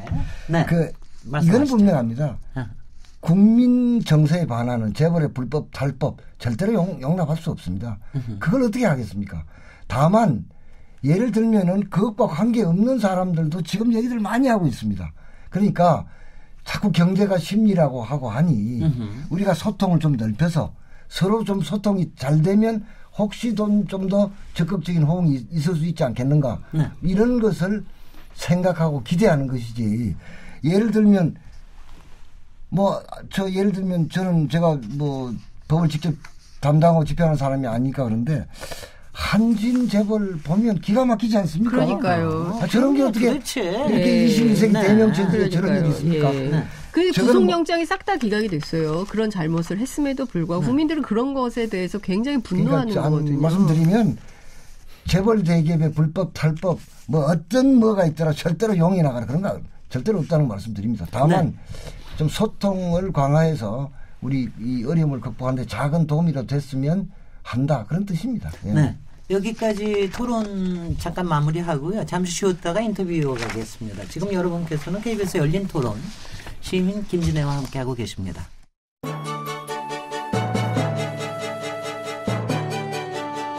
라디오 토론이 진짜입니다. 묻는다, 듣는다, 통한다. KBS 열린 토론 시민 김진애의 진행으로 듣고 계십니다.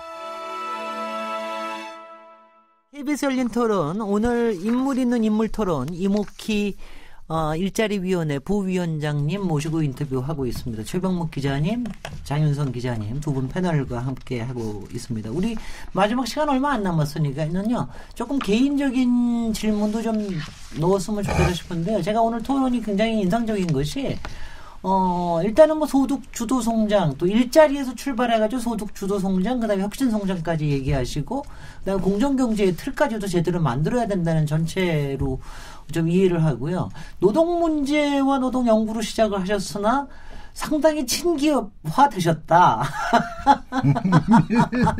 이런 아마 인상을 좀 받고 있는데요. 그것도 일자리를 만들고 또 우리나라의 여러 가지 상생의 문화를 만들기 위해서 그런 태도를 견지하시는 거라고 저는 좀 이해합니다. 조금 좀 개인적인 질문으로 좀 먼저 제가 그냥 아주 쉽게 얘기 드리면은요.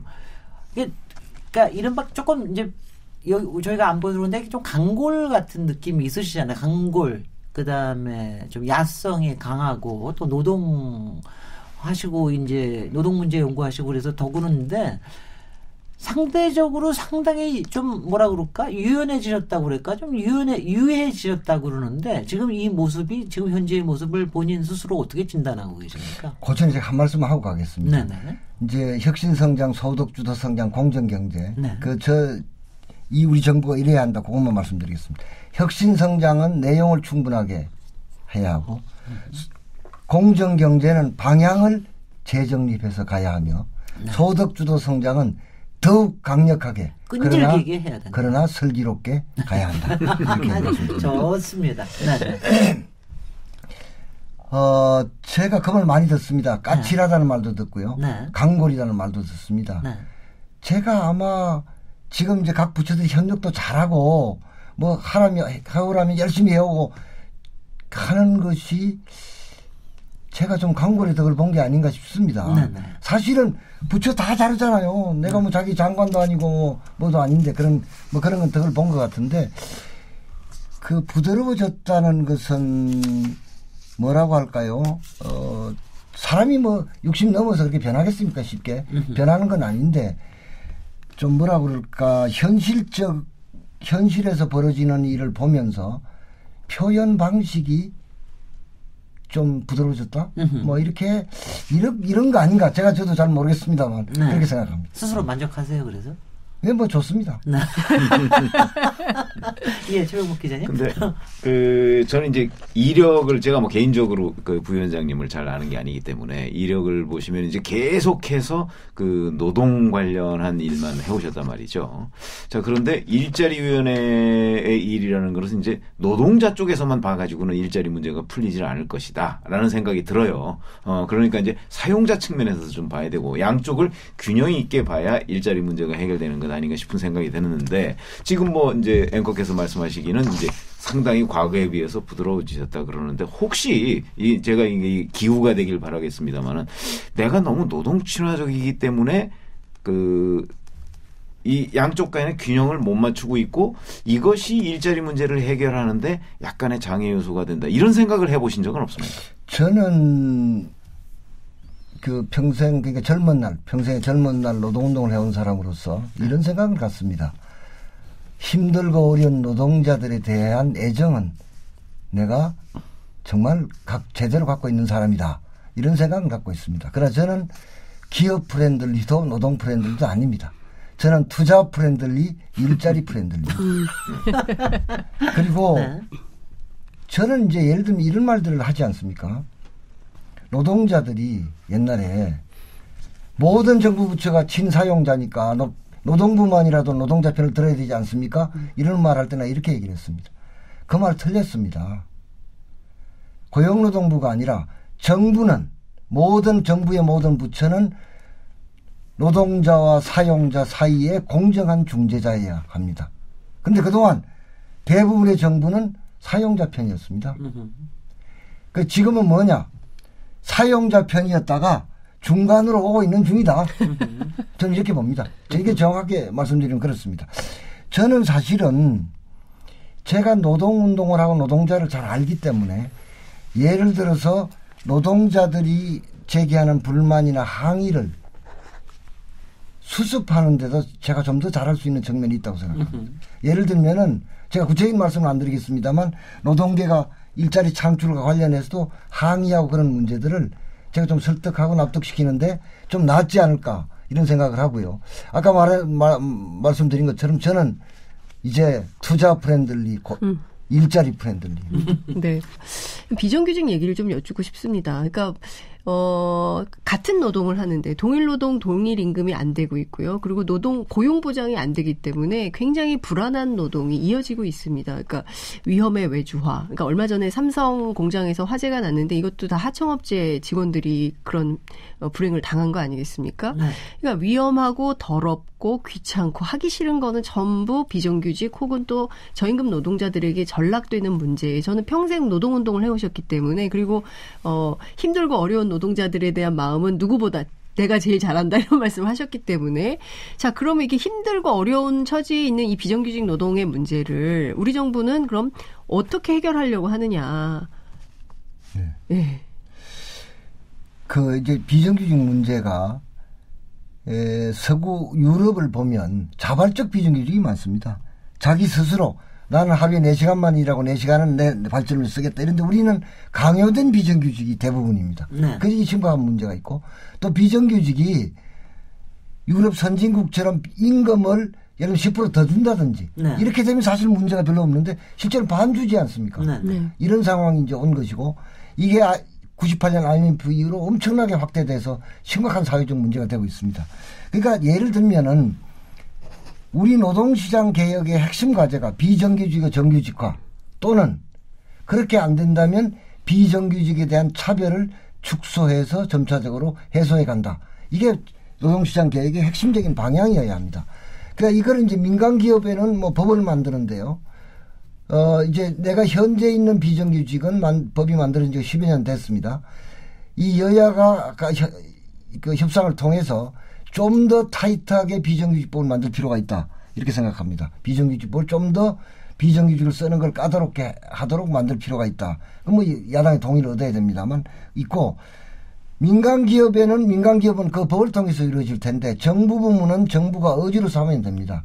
지금 대략 비정규직의 정규직화는 제가 정확한 숫자가 기억 안 납니다만 목표의 한 60% 정도는 아마 이루어냈습니다. 네. 물론 이런 게 있습니다. 모두를 본사의 정규직으로 만들었느냐 그렇지는 못한 경우가 있습니다. 본사의 비정규직이 된 경우도 있고 자회사를 만들어 자회사의 정규직이 된 경우도 있고 임금과 근로조건은 역시 차이가 나면서도 무기계약직으로 된 경우도 있고 그렇습니다.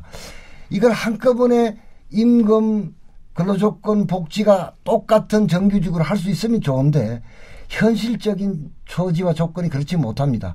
다만 정부가 이런 부분에 대해서는 지금은 이런 조건입니다만 시간을 두고 임금과 근로조건을 개선해 나가는 계획과 비전을 그분들에게 말하면 저는 그분들도 납득하고 갈 것이다 이렇게 생각합니다. 네. 그런 방향을 정부가 갖고 있고 그런 방향으로 부단히 노력하겠습니다. 그런데 네, 지금 현장에서 보면 전 뭐 현장을 그렇게 많이 가본 건 아닙니다만은 동일 노동에 대해서 동일 임금을 지급하는 것도 지금 잘 안 돼 있는 거 아니겠습니까? 그렇습니다. 그렇다면 그 문제, 그러니까 비정규직을 정규직으로 만드는 거, 물론 그것도 중요하지만 그게 최대의 목표라기보다는 그 동일 노동에서 동일 임금 그런 정도면 이제 정규직과 비정규직의 차이라는 거는 결국은 뭐 4대 보험이 되느냐 뭐 이런 정도의 차이밖에 없는 거 아니겠어요? 그래서 그 노력을 더 그걸 우선순위에 두고서 하는 것이 난 거 아닌가 이런 생각이 들어서 제가 말씀을 제가 하나 말씀드려보면 자동차 조립 공장에 오른쪽 바퀴는 정규직이 끼웁니다. 왼쪽 바퀴는 비정규직이 끼우는데 이게 이제 불법 파견이라고 이제 판정이 났는데 뭐 허지부지 제대로 처벌이 안 되고 이러고 있지 않습니까? 근데 이거를 정부가 강제하기가 정부가 단속을 하죠. 그 정부의 힘만으로 이 강제해서 바로 이게 적발되면 바로 똑같은 임금 주게 만드는 게 그렇게 쉬운 일이 아닙니다, 지금. 사실 국회에서 제도 개혁을 해야 되는 측면이 있는 건데요. 그러니까 이제 그 노력을 안 하겠다는 게 아니라 해야 되는데 그것도 어렵다. 시간이 걸린다. 많이 필요합니다. 저희 그것 좀 여쭤보고 싶습니다. 그러니까 지금 우리가 이제 최저임금 인상, 뭐 산입범위 논란 뭐 이런 것도 있었지만 실제로 노동 현장을 다녀보면 아마 이 방송 듣는 분 가운데 제 처지가 그렇습니다. 이런 분들도 계실 텐데 최저임금도 못 받고 일하는 분들이 많이 있어요. 그러니까 이를테면 차라리 편의점 알바생 같은 경우에는 이게 최저임금 꼭 주어야 되는 이게 강제성이 있지만 특히 이제 방송, 연예 이런 데 보면 최저임금도 못 받고 그리고 일단 그러니까 파이가 딱 정해져가지고 내려오기 때문에 그걸 나눠 먹다 보면 뭐 선배 연차에 대해서 쭉 하면 제일 막내 같은 경우에는 최저임금도 못 받고 일하는 경우가 부지기수거든요. 거기다가 너는 숙련된 노동자가 아니기 때문에 열정페이도 요구한다는 겁니다. 그러니까 뭐 야근하고 철야하고 막 해서 해봐야 결국에는 뭐 단돈 100만 원도 받기 어려운 조건에 있는 이런 것은 정부가 적극적으로 단속을 해서 최소한 그런 일은 없도록 해야 되지 않을까요? 예. 제가 방송사에 올 때마다 드는 생각인데요. 방송사가 모범을 보여야 하는데 모범을 보이지 못하고 있다. 이런 거 많이 보입니다. 예를 들면 방송사의 정규직과 비정규직 차별이 너무 크다. 또 기자와 PD를 제외한 대부분의 직군에서 정말 근로조건이 좋지 않다. 이거 저는 시정돼야 한다고 생각합니다. 이런 것을 방송사가 몸을 보여야 되지 않겠습니까? 그리고 지금 장윤선 기자 말씀하신 이런 불법 사례가 있는지 제가 바로 고용노동부 지금 이제 장관 교체 과정인데 고용노동부 장관에게 얘기를 해서 근로감독을 하도록 제가 그렇게 요청을 하겠습니다. 이런 일이 반복되면 안 된다고 생각합니다. 일자리 부위원장님 되게 세시다. 아까 11개 부처를 다 통할하는 책임감이 있으시다고. 네네. 최강욱 기자님. 네. 이제 개인적인 문제 사실 지금 다룬다고 했는데 처음에 그러면 오래전 얘기가 되겠습니다만은 노동 문제에 내가 관심을 가져야 되겠다라고 생각하게 된 그런 계기는 뭐가 있었습니까? 제가 원래 옛날부터 좀 성격이 좀 까탈스러워서. 옛날이라는 게 뭐 젊었을 때, 아주 어렸을 때, 5살, 6살 이럴 때부터. 그렇습니까? 뭔가 잘못된 걸 보면 참지를 못했습니다. 네. 그러니까 태생적 불의가 있으면 저항한다. 네. 이게 원래 이렇게 어렸을 때부터 그렇게 됐었는데요. 이 노동운동을 생각한 것은 제가 뭐 그래 고등학교 2학년 때는 삼선견 반대 데모도 3학년들이 안 해서 제가 주동도 하고 그랬습니다. 그런데 이제 제가 고등학교 3학년 때 11월 13일 날 신문에 조그마한 기사가 났습니다. 네. 전태일이라는 평화시당의 시장의 재산사가 분신 자살했다. 네. 이 났습니다. 그 정말 쇠망치로 뒤통수를 얻어맞은 기분이었습니다. 그래서 그 내용을 좀 알아보니까 기가 막힌 상황입니다. 제가 서울에 와서 노동자들 만나보니까 그때 뭐 고도성장 기간인데 정말 그때 고등학교 때 그러셨단 말이에요. 고등학교 때 전태일 열사의 그러니까 서울에 와서 노동자를 고등학교 때 만나셨다고요? 네, 71년에 제가 서울에 왔는데 그래서 처음에 노동자의 처지가 이래가지고는 이 나라가 계속 발전할 수 있겠는가? 노동자의 처지를 개선하는 일을 해야 하는데 나도 작은 도움이 되자. 첫 번째 이거였고 두 번째는 당시에 이제 박정희 군사 독재 정권이 계속해서 이제 독재가 강화되는 시대인데 그때 민주화운동을 하는 사람은 제야의 일부하고 그다음에 학생들밖에 없지 않았습니까? 이런 생각을 했습니다. 자, 이렇게 싸워서 민주주의가 될까 우선 요 사람들이 싸워서 또 하나는 대통령을 내 손으로 뽑는 절차적 민주주의는 이루어진다 하더라도 더 나아가면 실질적 민주주의, 경제적 사회적 민주주의가 이루어져야 하는데 이게 학생만으로 될까? 이걸 위해서 그러니까 실질적 민주주의를 위해서도 조직화된 부대가 필요한데 그 조직화된 부대는 노동자일 수밖에 없지 않느냐. 네. 그래서 노동자의 처지가 개선돼야 되고 민주주의를 위해서도 노동자의 조직화가 필요하다. 그래서 노동운동을 해야겠다. 이렇게 생각했습니다. 지금 여태까지 쭉 하신 일들 중에서 뭐 꼭 노동운동이 아니더라도 가장 보람있다, 가장 잘한 일이다라고 생각하시는 게 어떤 거세요? 제가 언제든 일평생을 통해서 쭉 하실 때 어느 게 가장 보람이 있으셨습니까? 그건 뭐 어차피 이 애청자 여러분께서는 어떻게 생각하실지 모르겠습니다만 제가 민주화운동을 하고 노동운동을 한 것이 제가 지금 9월 10일자로 지하철 공짜로 타는 게 됐거든요. 축하드립니다. 네. 9월 10일. 네. 그런데 제가 65년을 살지 않았습니까? 이 기간 동안 제일 잘한 걸 꼽으라면 내가 여러 가지 두려움도 있고 때로는 도망가고 싶기도 했고 회피하고도 싶었지만 그래도 민주화운동, 노동운동의 길을 걸은 것이 제 인생에서 제일 잘한 것이다. 이렇게 생각합니다. 장현석 기자님? 네. 저는 아까 이제 비정규직 말씀도 드리고 했었는데요. 과거에 비해서 그러니까 전태일 때문에 노동운동을 시작하셨는데 여전히 내가 전태일이다 이렇게 하시는 분들도 아마 계실 거예요. 우리가 그렇게 어렵게 살고 있다 이런 분들도 계실 텐데 과거에 비해서 노동 조건이 많이 좋아졌다고 보십니까? 어떻게 평가하십니까? 과거에 비해서 좋아졌습니까? 아니면 그때나 전반적으로는 많이 좋아졌죠. 다만 아까 말씀드린 것처럼 노동 현장 양극화가 너무 심해지고 격차가 너무 커진 거죠. 참 뼈아픈 부분인데요. 이거는 다만 노동운동이나 노동조합의 문제가 아니라 우리 사회 전체가 정말 총력을 다해서 가야 될 문제라고 생각합니다. 그러니까 87년 이전과 비교해 보면 경제 생활이든 자유든 많이 신장된 건 분명하죠. 좋아진 건 분명합니다. 이묵희 부위원장님 오늘 쭉 말씀하시는 거 보니까 일자리위원회의 개념과 가치와 그리고 문재인 정부의 정책 방향에 대해서도 확실하게 꿰차고 계신 것 같은데 그런데 이 일자리 부위원장 역할도 잠깐만 하시고 또 끝나는 거 아닌지 또 21대 또 국회에 또 출마하시는 거 아니에요? 그러면 또 이것도 끝나는 거 아닙니까? 저는 제가 대통령도 있고 장관들 다 있는 자리에서 이런 말을 했습니다. 네. 근데 장관들이 좀 각성하라고 신의 영역은 간절히 기도하겠습니다. 네. 인간의 영역은 무엇이든지 다 하겠습니다. 후회와 연을 낭비지 않기 위해서. 저희가 어떻게 해석해야 되는 겁니까? 그래서 일자리를 위해서. 예, 일자리를 네. 만들기 위해서. 네. 실제로 그런 마음이고요. 제가 이 민간 일자리만 50만 개 중에서 40만 개 정도가 민간 일자리입니다. 이걸 일단 만들고 내년 예산에 반영을 시켜놨습니다.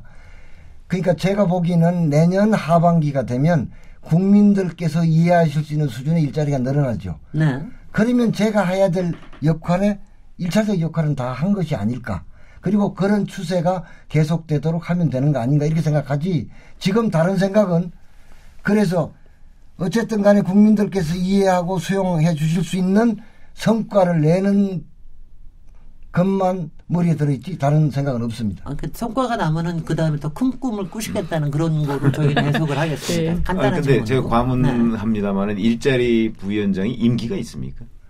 임기가 그건 위촉돼서 2년입니다. 위촉돼서 2년 동안. 네. 그러니까 내년 하반기면 뭐 거의 2년 다 돼가는 그런 과정이네요. 그리고 전임자가 위촉이 됐기 때문에 네네. 제 임기는 내년 6월 20일입니다. 자녀 임기. 규정이 자녀 임기입니다. 그럼 지금처럼 열정이 있으시면 또 연임도 가능하시겠네요. 그거는 그럼 이제 그러면 더 큰 꿈은 접어야 될지도 모르겠는데. 근데 왜 자꾸 일자리 부위원장 이거 사실은 장관 11명을 거느리고 하늘이 막중한 건데 자꾸 컹컹 말씀하시죠. 부위원장 치고는 굉장히 크네요. 그렇죠. 예. 많은 국민들이 궁금해하시고 저도 궁금한데 왜냐하면 문재인 대통령 처음에 이제 일자리 상황판을 만들고 시작을 했는데 지금도 있습니까? 그 일자리 있습니다. 그럼 대통령 저도 제 컴퓨터에 거기에 떠 있습니다. 예. 이제 뭐 거의 끝날 시간이 됐는데요. 마지막에 국민께 한 1분 30초 정도 해가지고 마지막 말씀을 좀 해주시죠. 네, 존경하는 국민 여러분, 일자리로 인해서 걱정을 끼쳐드린 점에 대해서 다시 한번 죄송하다는 사과의 말씀 드립니다. 여러 가지로 어렵습니다. 그리고 어쩌면 9월의 고용지표는 8월보다 더 나빠질지도 모르겠습니다. 추석 연휴가 있고 이런 사정들이 있습니다. 그러나 제가 말씀드릴 수 있는 것은 일자리위원회는 정부가 우리가 할 수 있는 모든 노력을 경주하고 있다는 그런 말씀 드립니다. 그래서 제가 대략 보기로는 올해 4, 4분기에 다소 개선이 이루어지고 내년 2, 4분기가 되면 정부 정책의 효과가 일정 부분 나타날 것으로 생각합니다. 내년 하반기가 되면 국민 여러분께서 이해하실 수 있는 수준 대략 20만 명 정도의 신규 취업자 수 증가는 이루어질 것으로 이렇게 생각합니다. 어쨌든 국민 여러분의 가장 큰 걱정거리인 이 일자리 문제를 제대로 해결할 수 있도록 저와 정부가 모든 노력을 다 기울이겠다는 말씀을 드립니다. 감사합니다.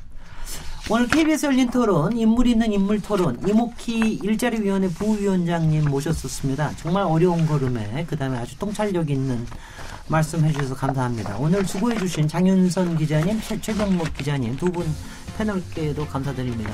저는 월요일 7시 20분에 다시 돌아오도록 하겠습니다. 감사합니다. 네, 고맙습니다. 감사합니다.